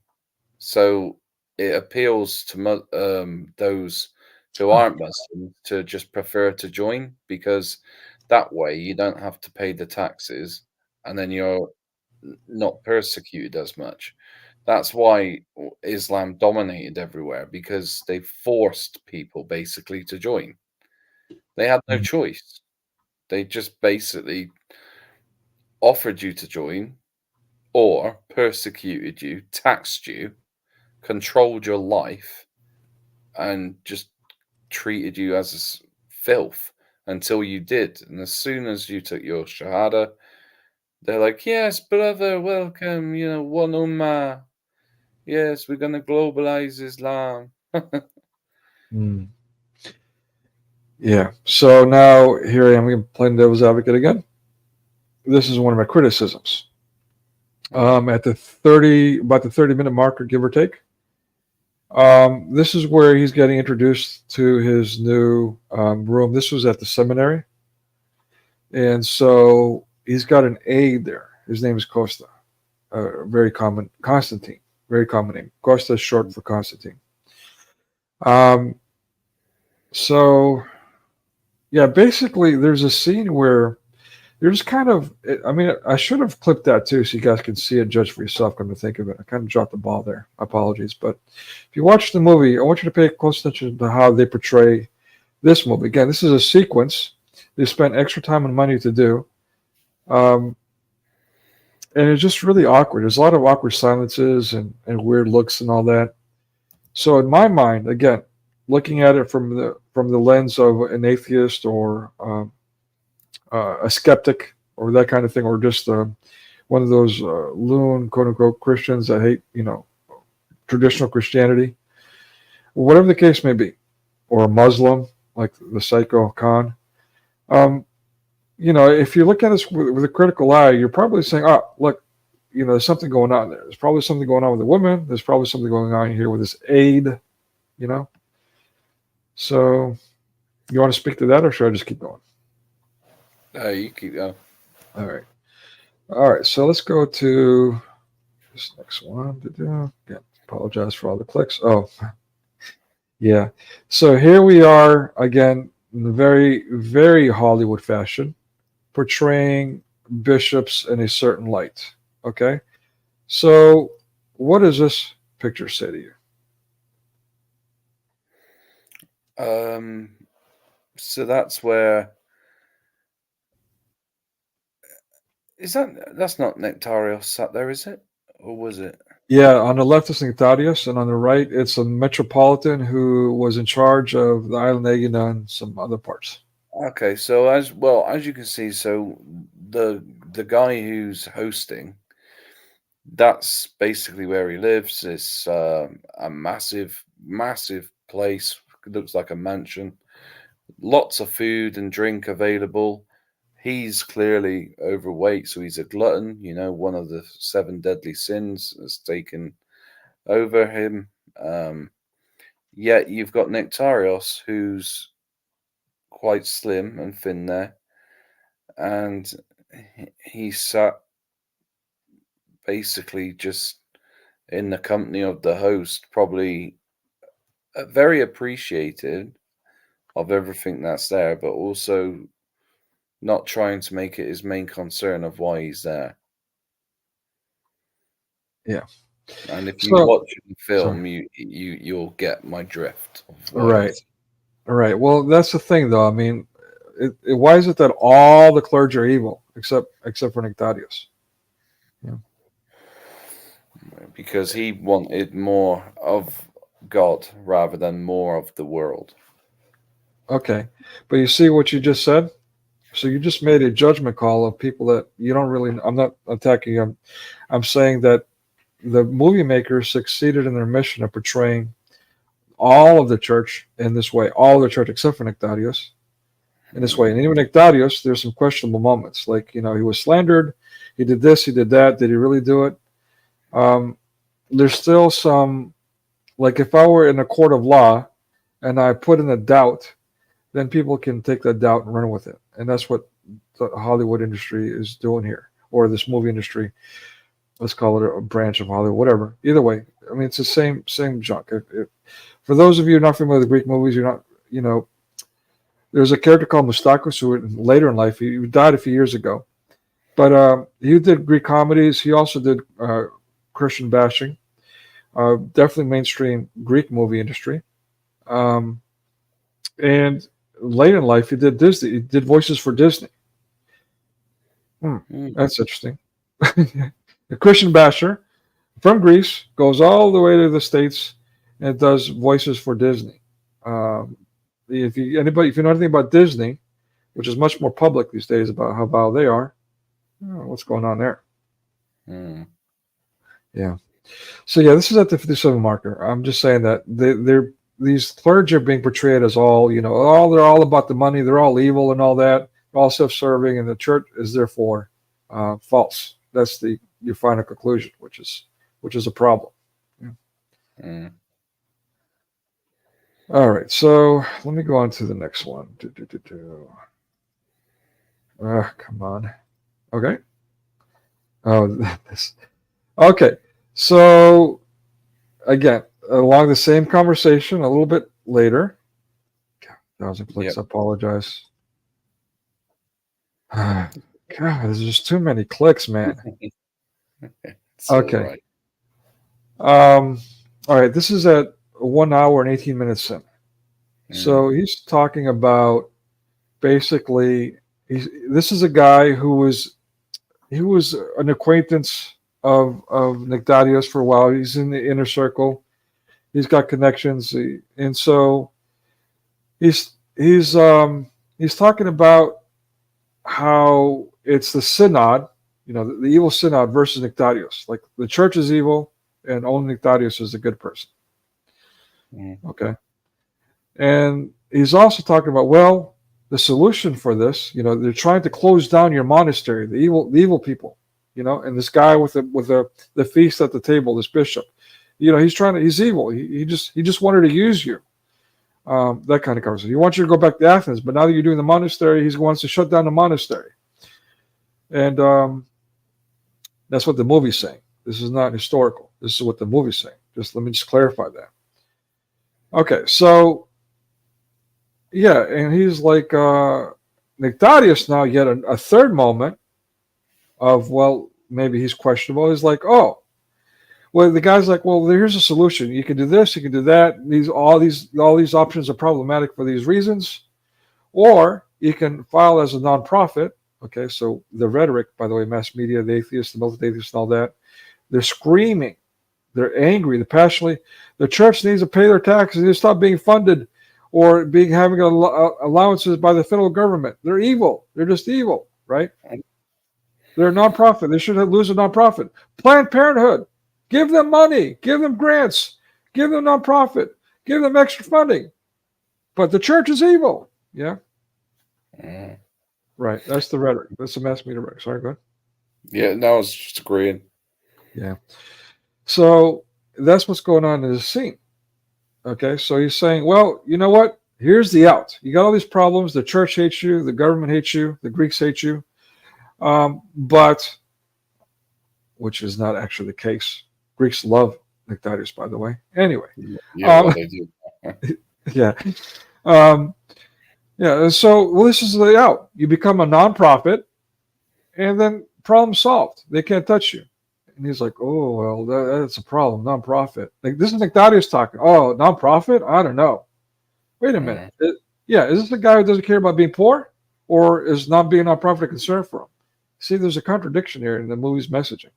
And I don't think it's accidental. Like I said, there's lots of money being spent on framing this, on lighting, on securing this setting. So on takes, on writing, getting the script done and editing. So this is not accidental. Yeah? Yeah. Sorry. I'm being preachy. It's just frustrating that a movie that I enjoyed this much, and I did enjoy it, even though it doesn't sound like it, is still employing these tactics. It kills me. It sickens me. And that's why I sound like this right now. Okay, so at the 1 hour and 21 minute marker, this is a scene that was quite intense too. And this is if you guys like Fiddler on the Roof, like I do, and not because I like its messaging, but because I like its production value and its music. Remember the song Tradition? And that's what the movie was about, Fiddler on the Roof. It was about modernism versus tradition. Traditionalism bad, modernism good. Yeah. Yeah. So do you remember this scene? Yeah.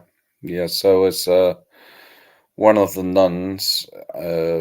She's left home to be, one of the girls has left home to become a nun, and basically the mother comes to collect her and take her back, and she's accused of having an intimate relationship or sexual intercourse with Saint Nektarios. So I think she wants her to come home for financial reasons or something like that, or basically to help out. So she comes to collect her, tells her she's got to come back, and the nun doesn't want to. She's happy where she is, serving God and walking in the steps of Christ, and she refuses. So the mum gets angry,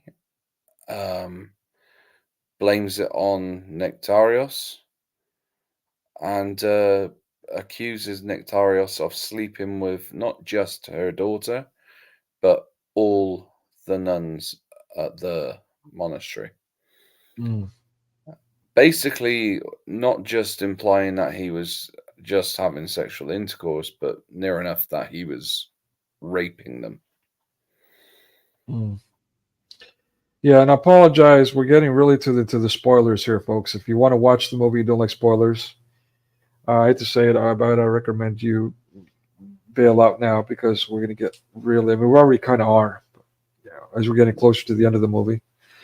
Yeah, but it's a really powerful movie. I definitely encourage everyone to watch it and share. Yeah, it's just, I was moved by it. As someone who's criticizing it this much, I was definitely moved by it. Well, you know what it did for me, so. I'm sorry? Oh, yeah. Yeah, and we did a testimony, so if you're not familiar, please do check that out. Yeah, I mean, it's wonderful how these movies change lives. Jesus of Nazareth, The Passion of the Christ, Nektarios, The Island, changed a lot of lives. Again, another movie that I actually dislike for different reasons, but anyway. But I would still recommend it because it's a powerful moving movie that does benefit people. So I will recommend it. Let me share. We've got about three or four more. Yeah, no, it's good. Okay. Okay, this one. Wait a minute. Oh yeah, you were just alluded to this, and this is really one that disturbed me. It was yeah. You want to tell them what's going on here? It's at the 1 hour and 20, about 3 minutes later, when the yeah. Go ahead. Yeah, so this is where is that not the Patriot, but the Metro, is it the Metropolitan, Metropolitan? yeah, higher up bishop, Um, yeah. yeah, comes over to then speak with Nektarios about what was going on. I'm trying to remember it because I haven't watched it for a while. I think he comes over and starts shouting and hurling abuse at Nektarios, which Oh was yeah, yeah. That's actually really, coming. yeah, it's really upsetting for him because he's done nothing wrong. He's already been persecuted before. His whole life is built up to this, where he's dedicated his finances, his life, his love to teaching these women how to walk in the footsteps of Christ. And now, once again, he is back to where it all started with persecution. And he takes it in his stride, but now it's of someone who literally not long before had hosted him at his own house, given him a feast, trying to talk him into doing certain things for him. And now the guy's there who's higher than him, accusing him of gross misconduct, but in a massive way, which is having intercourse with the women. And this is because of the woman's complaint, the mother's complaint.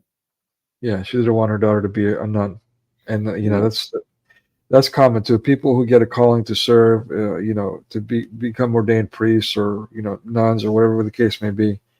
And unfortunately, it just is very biblical. Family will just start freaking out. Not everyone, but it's quite common. Even if they're religious, they'll be like, "Whoa, whoa, whoa! I don't want to lose my child or whatever the case may be."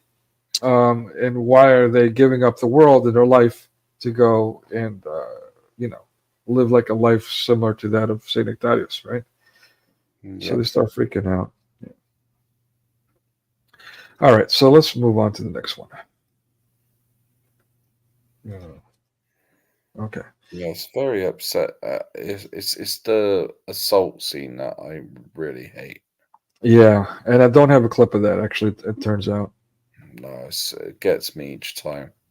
You want to speak to that, even though we don't have an image of it?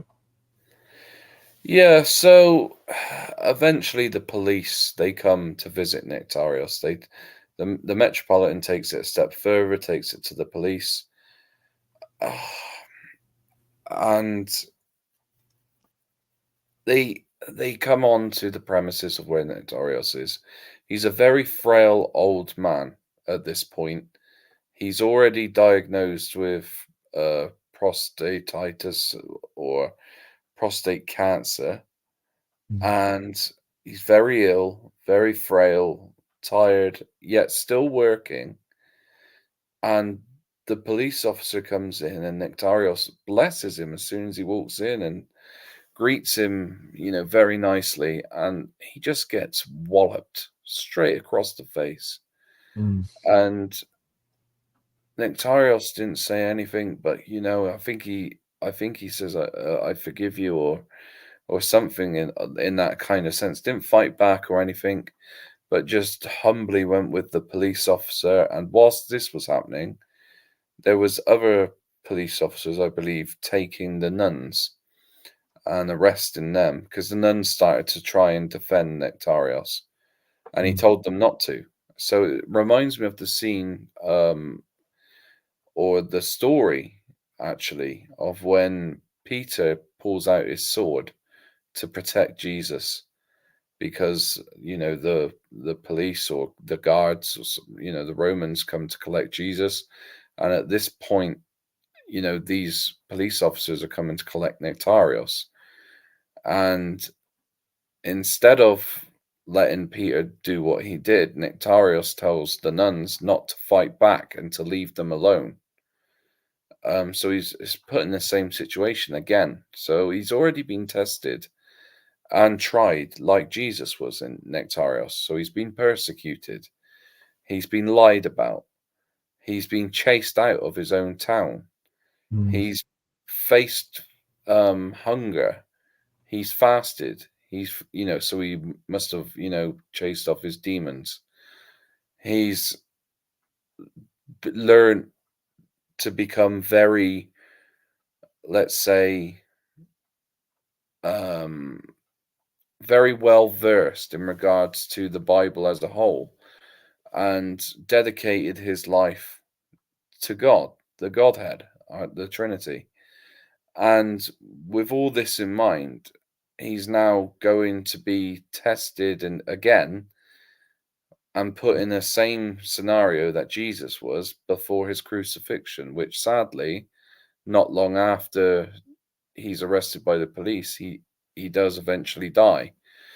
So it's funny that to see that he does have a lot of things in common with Jesus in that regard. And when the nuns are arrested, they were basically examined by doctors to see if they, this is really horrible, but to basically see if they had lost their virginity. So, yeah, that really rubbed me the wrong way.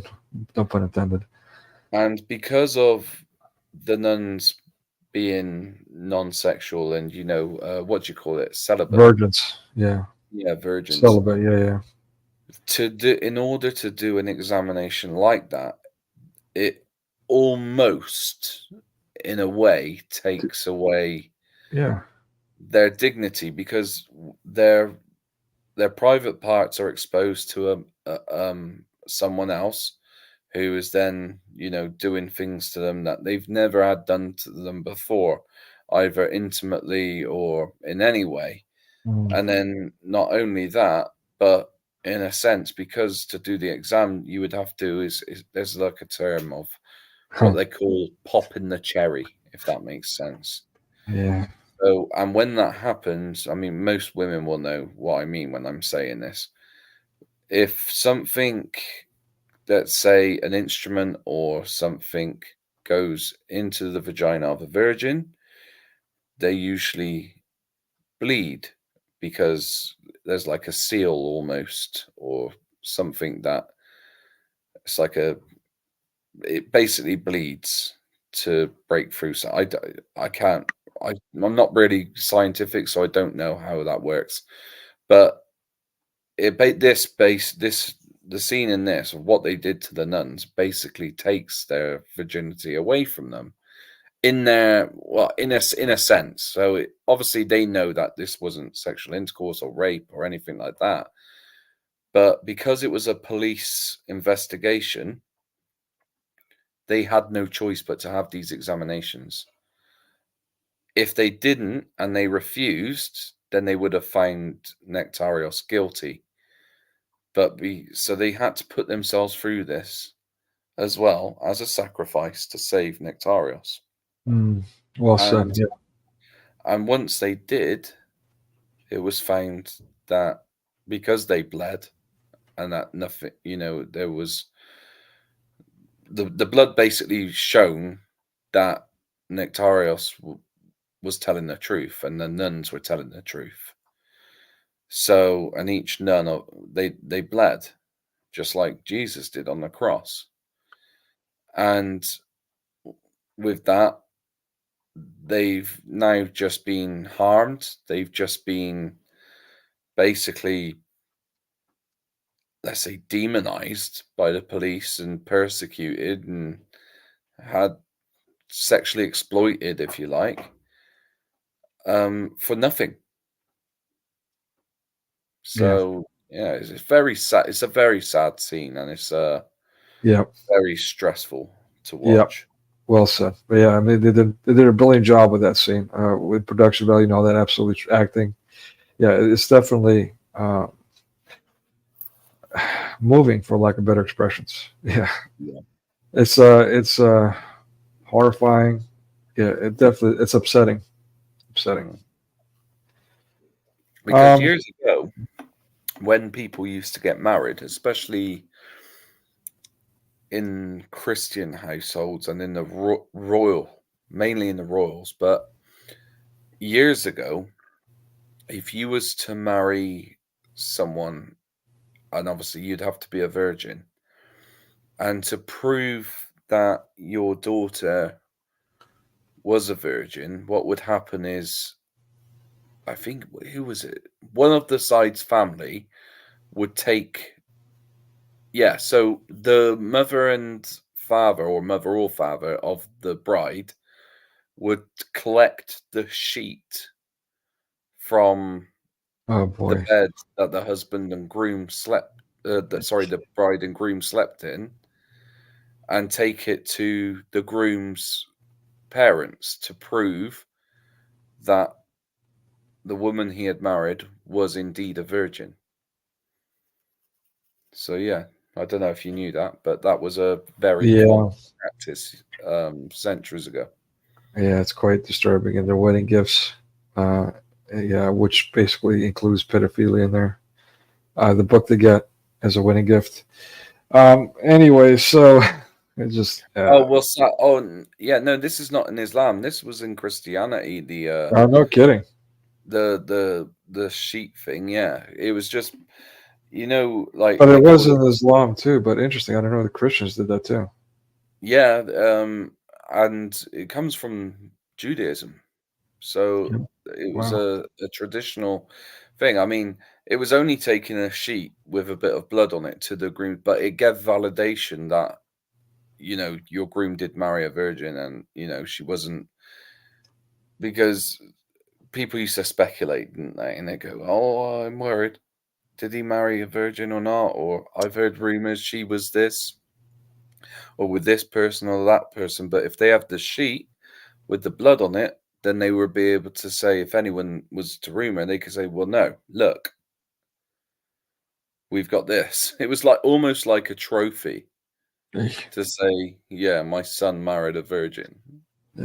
Well, I mean, look, if you're going to contrast that to what's going on today, I'll take that, any day of the week. You know what I mean? I mean, Well, just to put it in it was just perspective. validation. It was a big thing back then. If you were supposed to marry someone and they weren't a virgin, that was a big sin, because it's sex before marriage. Yeah. It's adultery.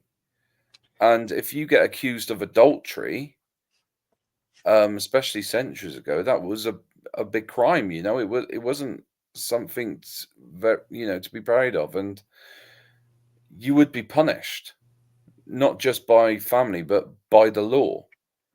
So depending where you are. But so this was brought in as a tradition to prove in the Judaic faith that the virgins were actually virgins, and it followed through into Christianity and actually went on even into the royal household. Henry VIII, it was still happening. Okay. Yeah. Yeah. No, like. Yeah, I know my history, Nico. Yeah, no, right. Well, I don't know that part of it, but so yeah, but I just want to speak to a modern audience, like the audience that I'm trying to appeal to, which is, they might hear that and say, "Oh, you see, the tradition's insane, it's whack." It's like, but yeah, basically, I mean, look, let's talk about, let's get in the preacher's box here for a minute. Indulge me, and I won't take a minute. If it takes long, let me know. Jump in there, but. Yeah, the whole thing about marrying when you're a virgin. There was a family member who criticized someone young. They were like, I don't know, 19 years old, and they were going to get married. And he was like mocking this guy, right? And he's like, why are you doing that? You got your whole life ahead of you, blah, blah, blah, the whole typical mass media rhetoric. And the guy's like, look, here's the thing. Well, number one, if I go experience other women, and then I marry my wife, I'll forever, for the rest of our lives, be comparing her to the other women. So there's that problem. But here's the other thing. My wife and I will be exploring each other for the first time, and we will only know each other in that way. It will be the only people that know each other that way. That'll be the absolute intimacy that no one can take away from us. It's the best gift you can give someone, yeah? And it's a moment of vulnerability that you're only willing to share with someone that you truly love and want to be with for the rest of your life. You only want to be that vulnerable with someone. If you rob yourselves of that and of the act of gamos in Greek, of marriage, we call it in English, but in Greek it also has that connotation of consummating the marriage. Yeah? So if you rob the value of what gamos really is, the essence of it, then it becomes meaningless. Yeah, you share with anyone, it's like whatever, and then you have all these social issues, including broken homes and children that don't have proper upbringing and become rebellious and all these things. So there's a lot wrapped into just, well, you know what, look, I got blood on the sheet. Yeah, well, of course. All right. So this one's at the 1 hour and 32-minute marker. Yeah, let me just say, this is interesting. Then again, another one that I can relate to personally. And so this is his aide from before. And spoiler alert again, I apologize people for the spoilers. Nektarios is on his deathbed. And he's coming to him and he's like sad and see the conditions and all that. And and he's like, well, listen, all these things you've endured all your life, I would never have handled it the way you did. I would have definitely done things differently. And I'm that kind of guy, unfortunately. I'm definitely someone who reacts. So, and sometimes regret it. Yeah. So, but yeah, there you go. Nektarios and people like Nektarios set that standard for us. Like, hey, you know what? That's maybe not the best approach. Maybe there's something better that still has not only good results, but even better results. But he says something that's quite interesting. And again, this is the movie maker saying it. I don't know if this is a quote from Nektarios or not. I kind of... Sorry? Go for it. I'll probably know. Oh, okay. All right. So are you a fan of Nektarios? I don't know that. All right. He's my patron saint. Okay, fair enough. All right. So he goes like, woe, something along the lines of, I'm paraphrasing here, woe to those who have faith in people. And then paraphrase, but basically they use the word woe in English. Yeah. So I could kind of relate, right? But that kind of also plays into what they're doing to us these days. They want us all against each other with the Lynch style, with the Lynch letter, for every reason, every fabricated reason they could come up with. And not to mention that is quite the opposite of what Christ says all the law hangs on. He says all the law hangs on these two commandments. You love me with all your being, and you love each other as you should love yourselves. Yeah. So, to some degree, we've got to be willing to trust people, to bring them in, even Muslims, our enemies. We've got to love our enemies. We've got to give everyone that opportunity. I mean, look at SyrianSeeker. Look at Muhammad Aurelius. Look at Brancis Foulle. Look at Adam Seeker. Look at all these Ahmad, ex-Muslim, one of my favorites. What do I say to you though? What do I say in nearly every stream? Who makes the best Christians? There you go. I always say it, don't I? I say Muslims, when they convert to Christianity, they make the best Christians. They just do. Yeah. Speaking of which, let's open up the conversation if you've already got time. I got some time myself. Also, Akra, if you're still here, come on up so we can do that exchange and even talk if you'd like. But anyone else who'd like to come up, go ahead and do that. Is that cool? I've only got let's see, 2 more to share. Let's go ahead and do that actually. All right, the next one is at the 1 minute and Sorry? Are we going to talk about the ending? Oh, well, yeah. Should I not? Well, yeah, no, we got it. That's what I'm saying. You're not going to miss it, are you? Yeah, but it's the absolute spoiler. If we tell them the ending, then So it's going to make them want to watch it. I guess. All right, mega spoiler alert. We're going towards the ending. There's one scene I want to touch on before the ending, but it's relevant. And the fact that guy you were just talking to earlier, he might have been interested. It would have been good if you were here to watch this and talk about it. I would have loved his dialogue input on this one. So this is a very Orthodox scene or Catholic scene, what have you. At this, do you remember this scene? This part, what he's doing? No, okay. So here he's basically, yeah, and so he okay. Spoiler alert: he's got cancer. Oh yeah. Sorry, yeah. This is when he's old, isn't it? Yeah, And he's crying to Mary. He's crying exactly. to the Theotokos. Yeah, exactly. Yeah, you want to speak to it, or should I keep going? No, you carry on. Okay, so basically, yeah, so exactly, he's dying, he's suffering. There's all this trouble with this convent that he established is having. They've been trying to close it down and all these things. So he's concerned because, hey, you know what? He's had all these accusations. He's like, they've got to take care of him, but they can't bathe him and all that because there might be accusations. So it's problematic. And he's like, he's praying to her, crying like, you know what? End the situation. So there's no more problems.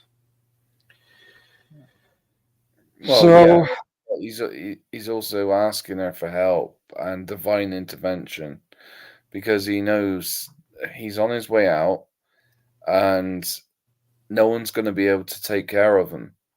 So he's got this concern that they're going to be left alone, vulnerable, or they're going to be persecuted again, and he can't be there to protect them. He's weeping almost as if it's like the agony in the garden.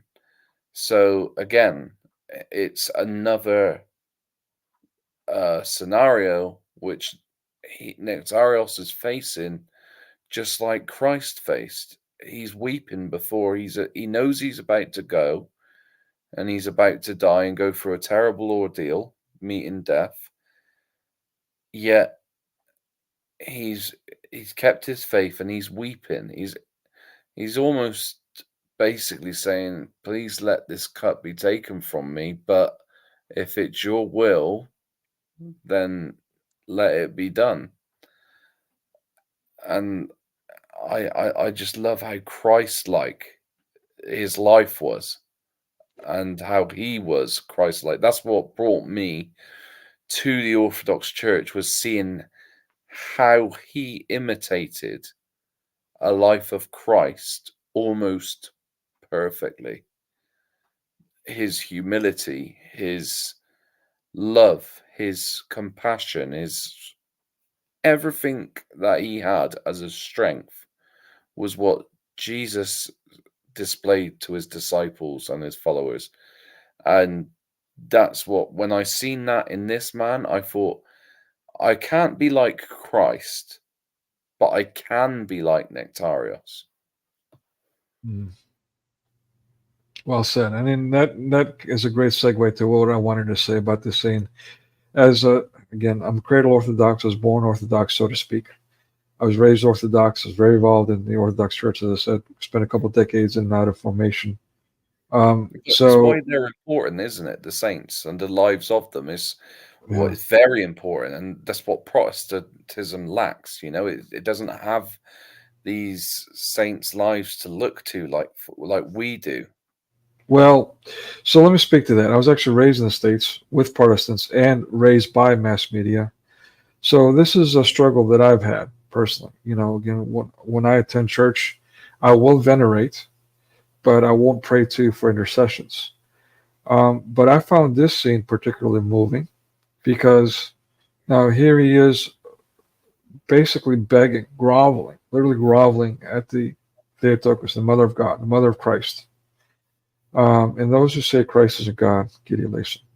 Anyway, so yeah, and why is he doing that? Because not only does he want to end his suffering, sure, and that's troubling to me. I don't know about how. Again, this is Hollywood. I don't know how accurate that is or not. This is a definitely creative privilege they took here. Regardless, I like how he's basically asking the Theotokos, the Mother of God,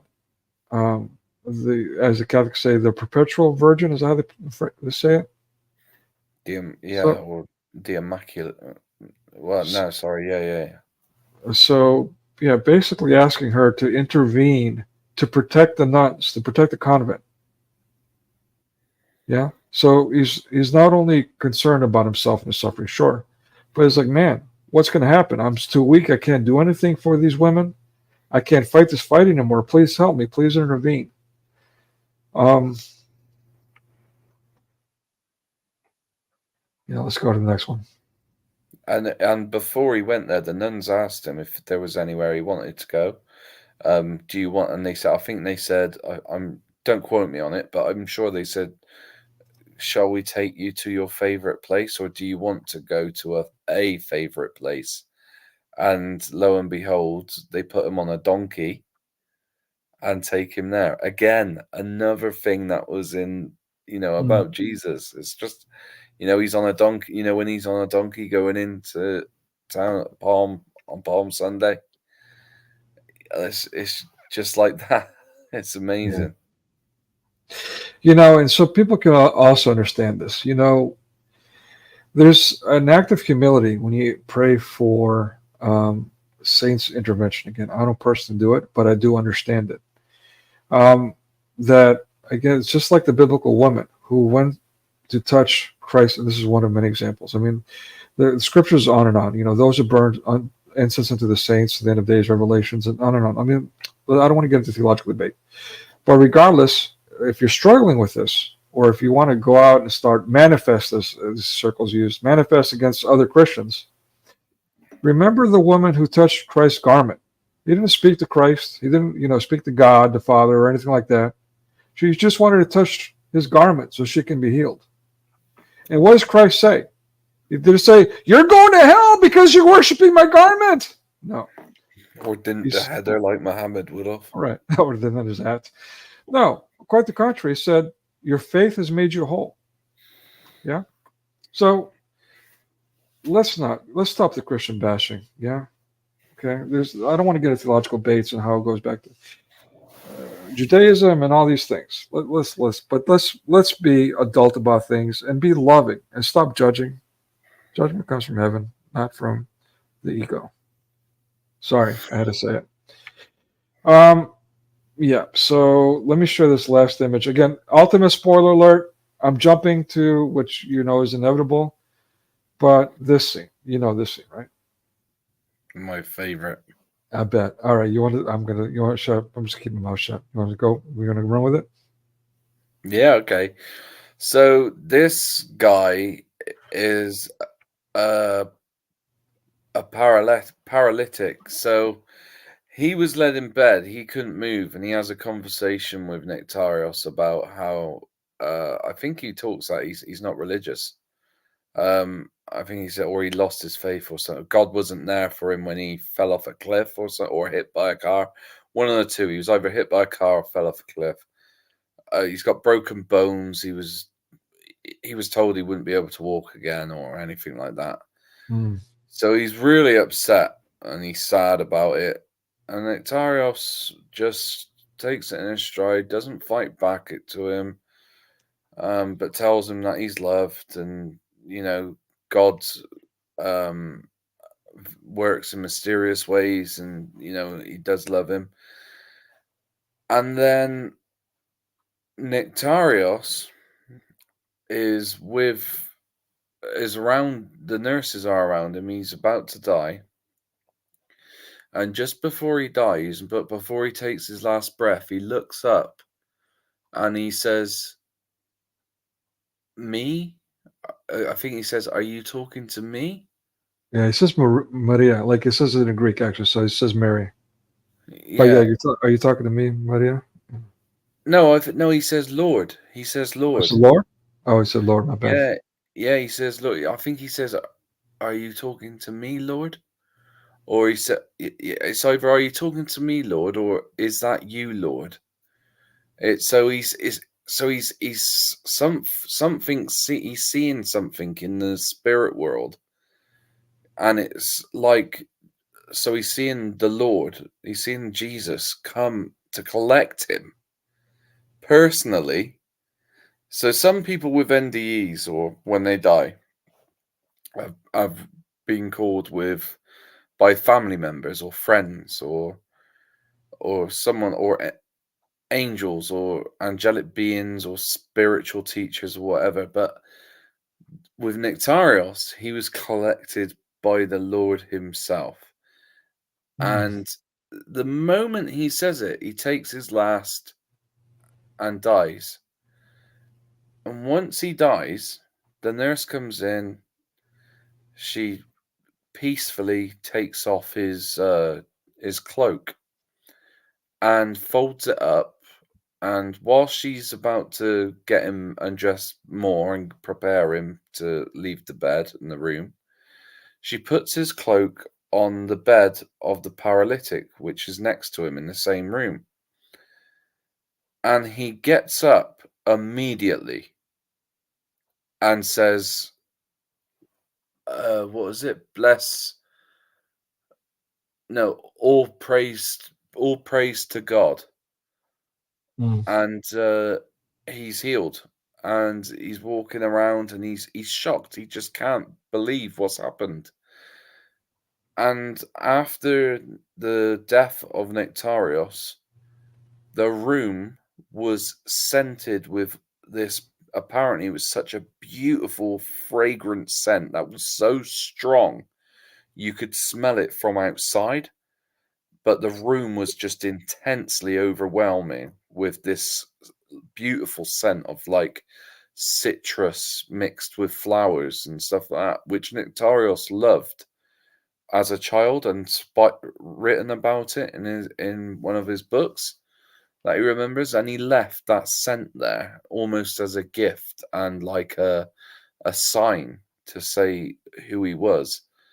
And this lasted for not just a couple of hours or minutes, but for days and weeks.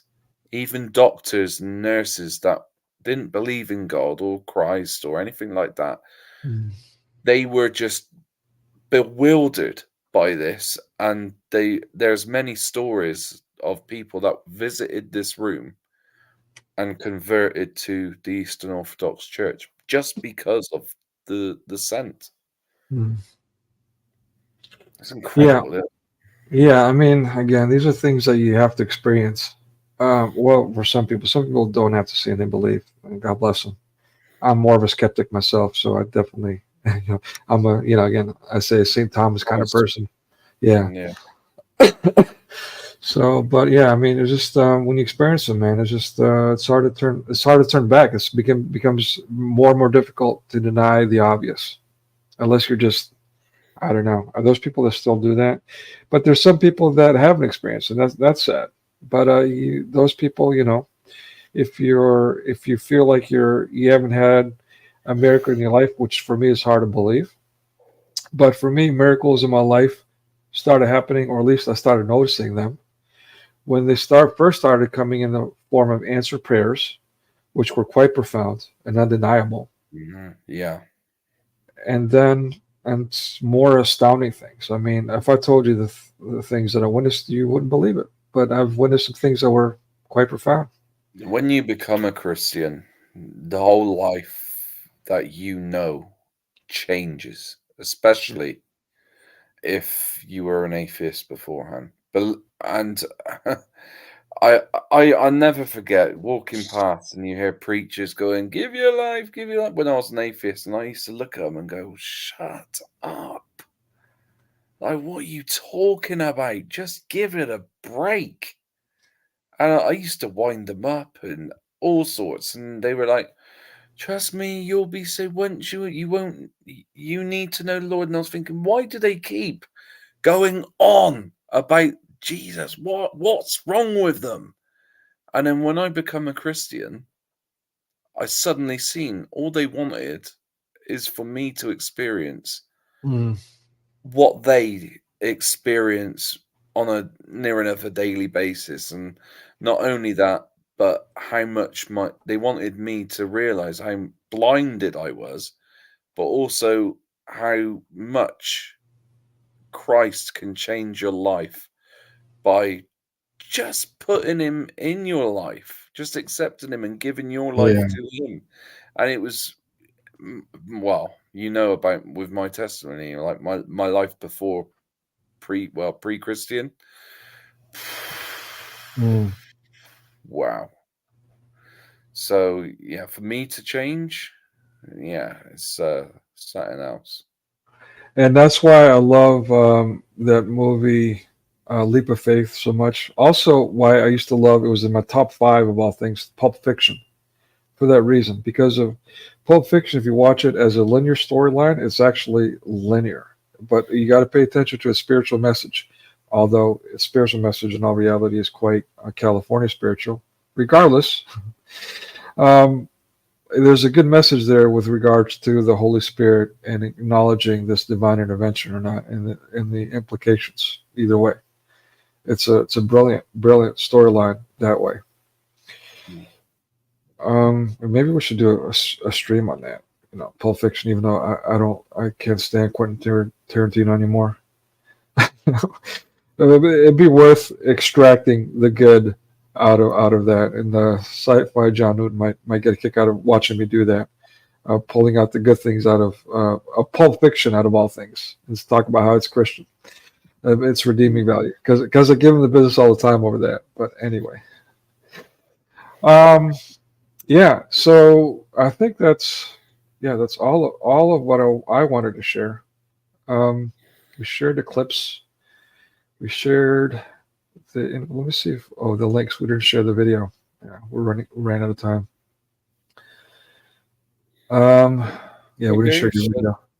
Share the video. Okay. Let me put that up.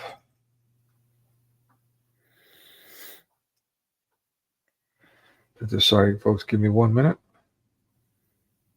The Wellspring clicks. Yeah. Yeah, if only had 2 monitors, it would be less clicks. That's part of the problem, for sure.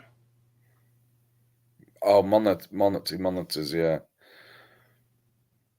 Yeah, I've got to learn how to work that laptop I've got. I wonder if I can do 2 monitors with that, just having the 2 laptops, maybe. Oh, no, because you need the same mouse and keyboard. You might, I don't know. Look into it, you might be able to set up. I'm not sure, to be honest with you. Okay, here we go. Nope. 1 second. Okay, here we go. And let me make that bigger, actually. That's better. All right, let me know if you can't hear it.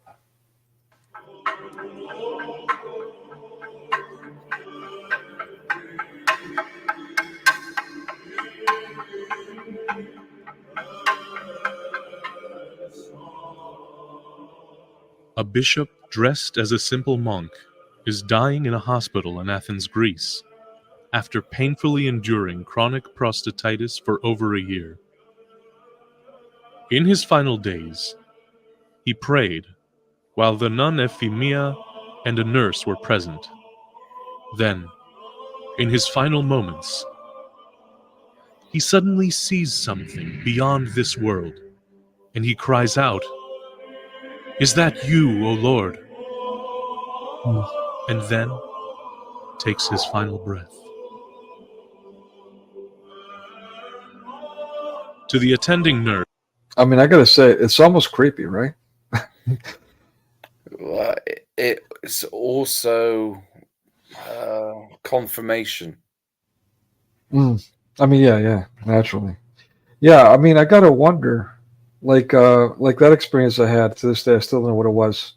The thing that jarred me to reality and accepting the preternatural. It's fascinating, the spiritual world.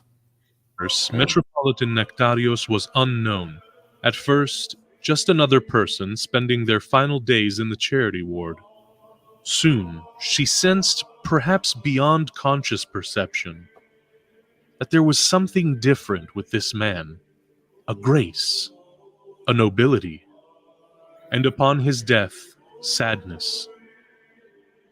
But when she placed the departed bishop's shirt upon the nearby bed of a paralyzed man, the paralytic suddenly stood up, made the sign of the cross, began walking and saying, "Glory to God! I am healed." At the same time, a divine fragrance so thoroughly filled the room that it remained for many days, even after the bishop's grace-filled body was removed. Yeah, you were talking about that. Yeah, and as far as his miracles go, they're numerous. I've known a young lady who was also paralyzed, went to some popular place in Greece that is known for having this miraculous icon or something to that effect. And it's an event that they expect a certain thing to happen at a certain time. And a lot of people that are afflicted go there. And she was one that was healed. She was paralyzed from a young age, and all of a sudden she was able to walk. And then, that was divine intervention through the Theotokos, through the Mother of God. And she saw a vision of the Mother of God, and she was healed. And that's what they were commemorating and venerating at that place. So, I mean, God says he gives us the comfort of the Spirit of truth. He gives us gifts. This is not rhetoric. He gives us stuff for a reason. He also illustrates, and the other reason I like the movie Pulp Fiction, he illustrates quite dramatically that, it's something, I'm paraphrasing here, but along the lines of blaspheme me, blaspheme the Father, but if you blaspheme the Holy Spirit, you are condemned. And this is your condemnation, a state of disbelief. You're basically at that point saying, well, it doesn't matter what God does, you're not going to believe. And this is what we're talking about. I've got video, again, of that in that documentary. That's what I wanted to do, share that documentary. There was something else I wanted to do. You happen to remember the other thing you told me to share by any chance? No. Okay, we get in the habit of putting. Oh, it was. It was. I titled it. It's the trailer for the actual film. Oh no! I mean, that. Well, the trailer you guys can catch on your own for Nektarios. But I mean, there's something you brought up that I needed to share, but I forgot it was. We need to get in the habit of putting it in the private chat. If there's something I need to share that I can't get to right away, so I don't forget, like I just did. My apologies, folks. But all right, so I'm looking for let me go ahead and play the thing here while I'm looking for the link to the documentary. But basically there's a at the very end of this documentary I put together, there's a video of a healing. Again, another girl that was paralyzed. If you're a skeptic and you're just not, the Orthodox, the Catholics, they're pagan, this kind of nonsense, then it doesn't matter what I show you. Yeah. You're not going to believe. That's the whole problem with blaspheming the Holy Spirit. There's another one that I know. There was a man with stage 4 cancer, and it spread all over his body, his organs. He was given weeks to live, and he was that ill. They refused him chemotherapy or any type of cancer treatment. He was sent home to die, basically, with a care package with nurses and what have you. And lo and behold, he picks up his Bible and says, I'm not going to die, I'm going to read this Bible. Or if I do die, I'm not dying until I've read the Bible. He reads the Bible, and he's fully healed within 6 months. He goes back, and the doctors and nurses cannot believe what's happened. And it was all due to him and his wife. His wife got lots of people to pray for him, so it was the power of prayer amongst people. So like Jesus says, where there are 2 or 3, I'm amongst them.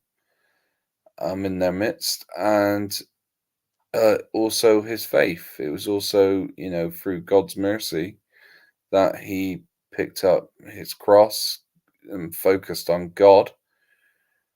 that he let him have his life back here on Earth, and it's incredible. And there's so many stories that people can look up, near-death experiences with Jesus, or type in "man meets Jesus" or "atheist has NDE," and you'll see loads.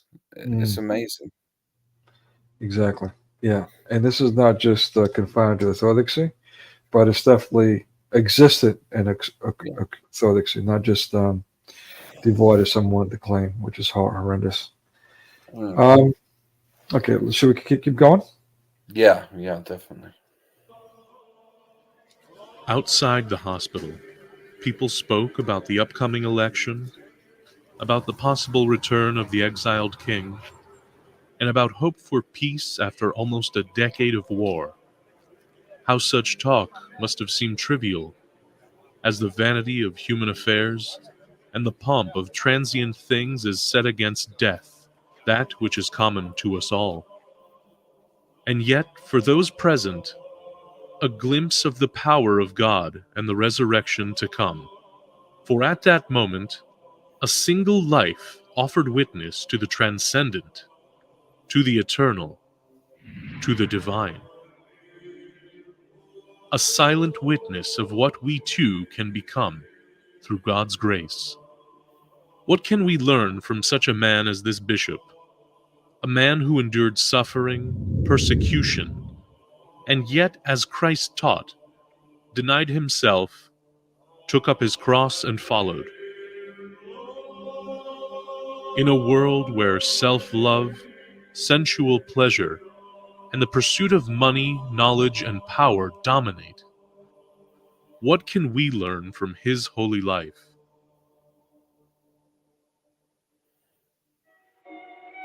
Yeah, that was a great intro.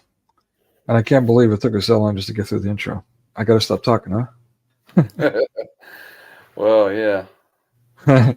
Along the golden shores of Thrace, about 44 miles west of the heart of Constantinople, in the waning days of the Ottoman Empire, Anastasios was born in the coastal town of Selibria.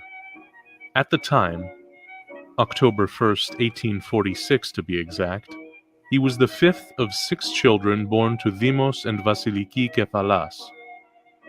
They struggled to provide, being Christians living under Muslim rule, at a time when mainland Greece had already gained independence, making the Turks more suspicious of Greeks. They owned little, but always provided for their children's spiritual formation, especially their latest son, Anastasios, who showed an inclination toward the spiritual life. His grandmother often sat him on her lap while she read from the Psalter. Each time, Anastasios would repeat the verse from Psalm 50. Yeah, I was just about to say the Psalter. That's something that we use in church services, and it is biblical, as I just alluded to, has the Psalms in it. I shall teach transgressors your ways, and the ungodly shall turn back to you. For even at a young age, he knew that he wanted to share the word of God, but Selibria only offered early grade education. Okay, sorry. One more note on that. And when you hear Orthodox Byzantine hymnology, the words you don't understand, that's what that is. That's a Psalter. That's the Psalms being sung. I've never heard of one. I mean, there's other things that chant as well, but that's the main portion of it. Sorry? I've never heard of a Psalter before. Yeah. Well, I mean, if I studied chanting for a little bit, struggled with it because I'm not very good at multitasking, in case you didn't notice. So, yeah. And it's very difficult to do Byzantine chant. So, I moved on, unfortunately. And so, at the age of 14, Anastasios decided to move to Constantinople for further studies. But not far from home, as Anastasios walked the promenade toward the pier, he realized that he was going to be short of the required fare. When the captain saw that he could not pay, he replied, "Freeloaders aren't welcome here." Anastasios, saddened by this, watched from the pier as the crew struggled to start the engines. The ship stalled as the frantic captain barked orders, until again he saw the downcast boy, and decided to let him on board, just in case. Okay. Yeah. Do you have any comments on that? Keep going. Yeah, well, I did that. Well, I made a comment about that earlier, didn't I? Yeah. Once Anastasios climbed aboard, the engine started and the ship lurched out to sea.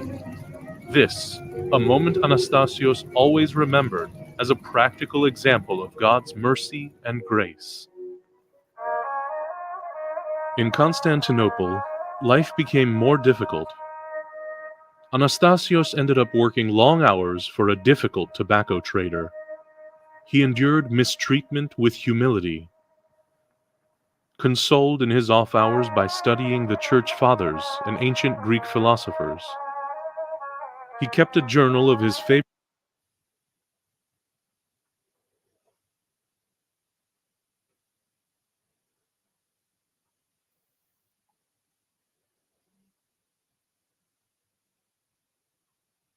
You there, Nico? Is your mic on? My bad. Oh yeah. So just talking about the Hagia Sophia. That was the image of Hagia Sophia, and that's how fortunate it is that even though these circles will talk about liberating the Hagia Sophia, which I appreciate, they won't mention the Fanar, which is, I mean, the Hagia Sophia. It's one of the oldest churches, Christian churches ever built. Still fully functional, but the Fanar is also quite significant. So, but they won't mention that, and that's now that I think about it, it's a bit frustrating. And it speaks to the attitude of why that was not liberated post World War II. And those same people, by the way, are Zionists. I got to say it. They're putting on their beanies.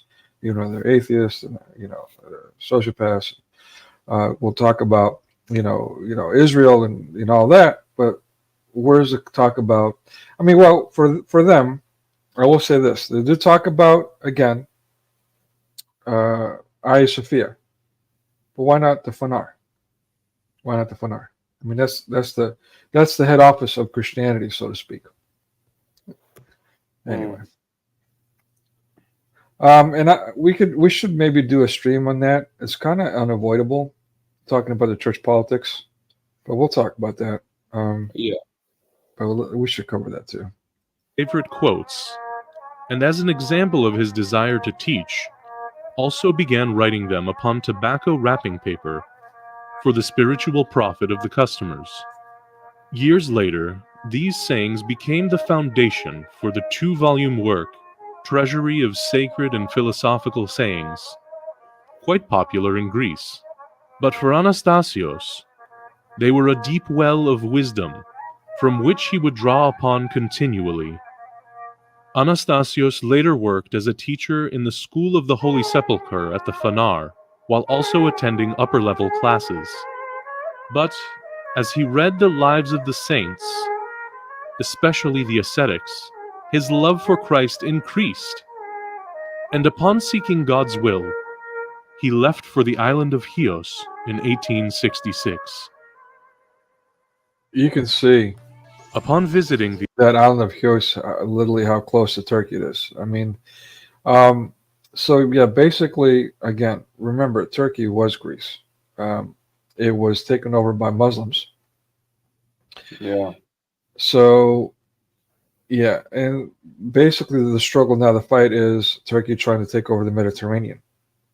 They already have the Strait. Thanks, West, UK, US. Sorry, but that's how it is. Yeah, and so that's big thing of them why they don't give back the Patriarchate, because they want to give Turkey, the trading partner and so on, the power over the Strait, which also plays into their conflict with Russia and so on. So but if you ask me, it's also speaks to just how undermining they are toward the Orthodox, the foundation of Christianity. yeah, definitely. Oops, sorry. the island of Chios, one first notices the fragrance, an almost divine melody caused by the scent of orchids, lilies, and citrus groves, mingled with thyme, oregano, and olive trees. Most notable is the mastic tree, a tree which, when you cut its bark, emits a resin with curative properties, a resin known as the tears of Chios. Grown only here in a small stretch of Asia Minor, it tastes bitter at first, but soon brings refreshment.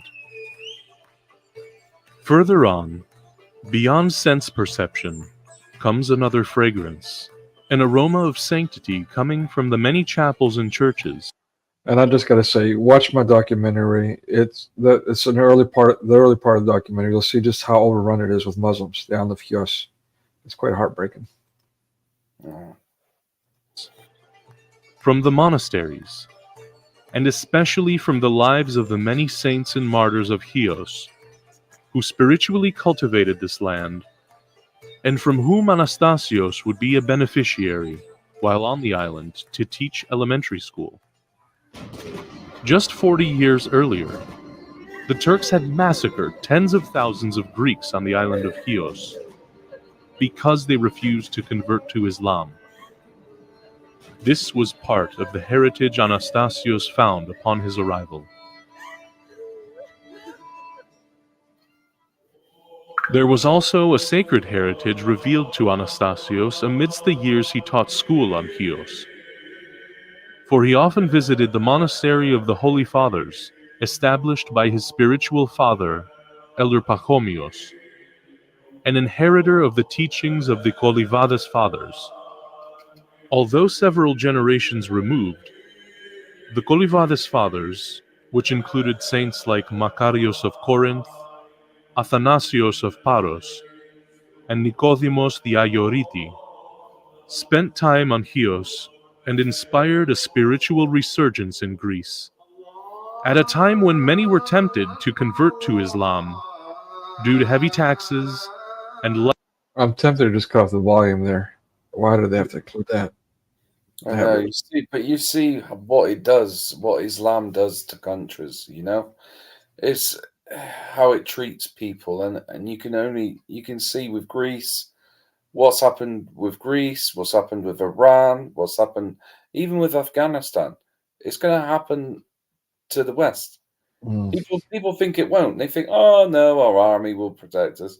Everything will be fine. You know, we're talking in the excess of 2 billion Muslims now in the world, and they are spreading like wildfire. We're talking now of the area of our second biggest city in the UK coming here just by dinghy alone in 1 year. 1 year, and they're all men fighting age. Are you saying our army will be able to fight back? Our army, which has what? Hardly any personnel. Right. Going to be able to fight back against like millions of Muslims that we know nothing about, that have trained probably with ISIS and other prescribed terrorist organizations abroad. You know, there's going to be havoc, and I'm telling you, I've pre-warned everyone before about this, and said if it's not through a final caliphate, it'll be kitchen jihad that will end us. It'll be a civil war. It'll break out, and because they're absolutely everywhere, it takes one instruction from the Middle East to come over, and that is it. That is it. And then they're happy to die as well during the process. Right. Exactly. They're individual kamikazes. There you go. Yep. Right, and then that's what the EU and the UN did these past few years. Again, when I was involved, they brought in all these Muslims into Greece, and they closed the borders. The Slavs closed the borders, closed them in. Biram, right? The UK-US project, and then they forced all these Muslims to go spread throughout Greece, and it gave them, of course, all the support, and even agreed and even financed a 4-minaret mosque in Athens. And the collapse of Greece continues. Just recently, I've told you about this before. It's been over a month now, about a month, give or take, where the Greek government has voted to force the church in Greece to have gay marriages, which might not sound like a big deal to Americans and so on. It is. Yeah, it is. Just as equal as it is to happen in Islam. You wouldn't think it would happen there. Imagine it happening in Mecca. That's basically what's happened. Kind of like that, essentially, except the opposite of the spectrum, where this is a Christian nation, fundamentally Christian, so much so that the government pays the salary of clergies, and that's where the problem is. The government pays us clergy, and they're forcing them to do gay marriage, quote unquote gay marriage, queer marriage. Anyway, whatever. So now what? Major problem. So we're seeing the collapse of Christianity from the top down through laws and the quote unquote norm, militant enforcement, and peer pressure. I mean, that has played a large role too, even during the lockdown. There's a lot of that self-policing going on. I mean, anyways, all right, I'm getting off the tangents. Let's keep going. Sorry. That's okay. Life as second-class citizens. Another serious spiritual challenge came from the West, including humanism, legalism, and the rationalism of the Enlightenment. The Kolivades Fathers responded by educating the faithful. Through an emphasis on proper liturgical worship, the proper integration of the ascetical and sacramental life, and a return to apostolic and patristic roots. They wanted to move beyond moralism and ritualism, beyond externals and intellectualism devoid of grace, and return to the life in Christ, which starts with baptism and repentance, and leads to communion with God and the transformation of the human person. In such an environment, Anastasios found nourishment for his heart and mind, which later became evident in his writing. In 1873, he entered the monastery as a novice, and 3 years later, on November 7th at Nea Moni, he was tonsured a monk and given the name Lazaros the Stylite. Transliterated, that it means new monastery. Nea Moni. Anastasios was ordained a deacon the next year on January 15th, the date of his baptism, and given the name Nektarios.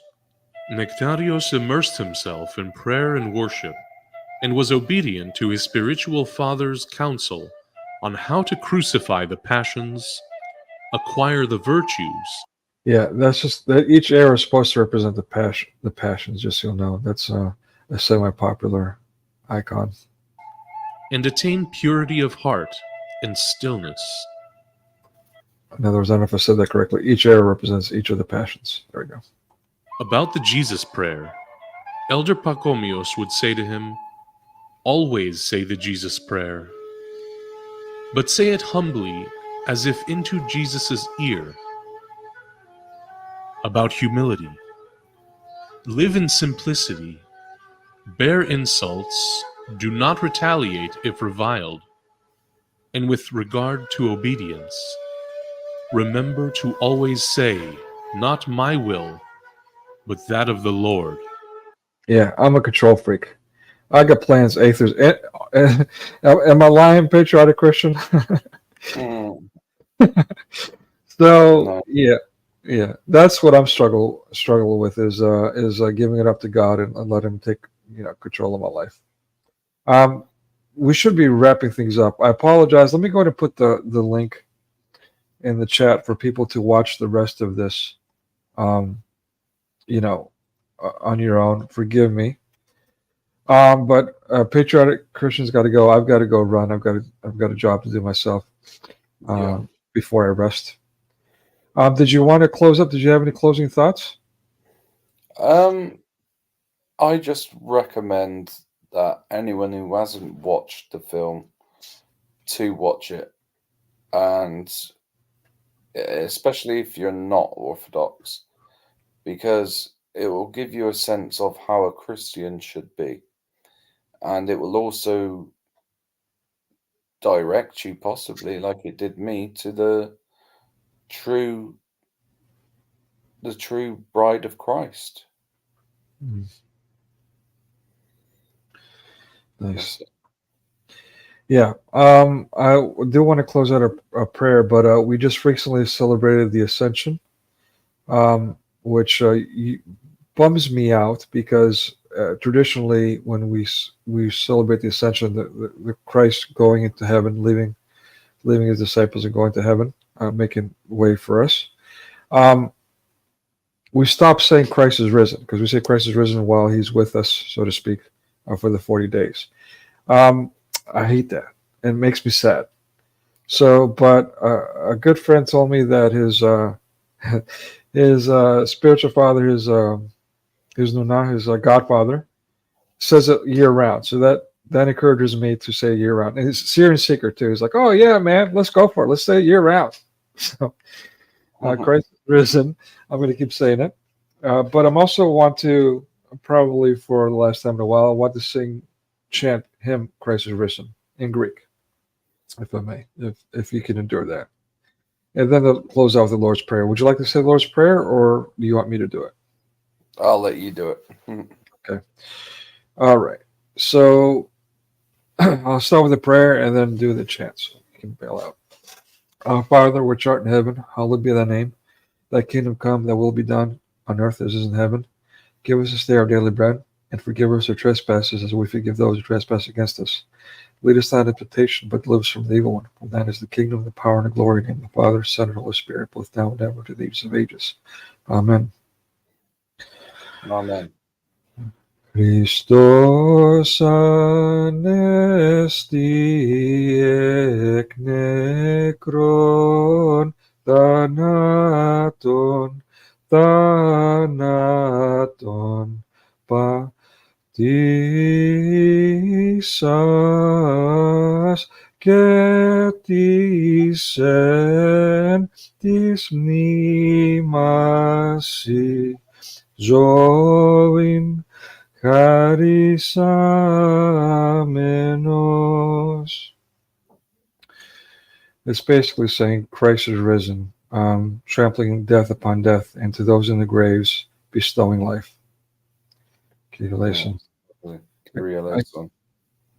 Again, thank you everyone for your support, your time. Again, please watch the movie and prayers for us, for Patriot Christian, Brancis. For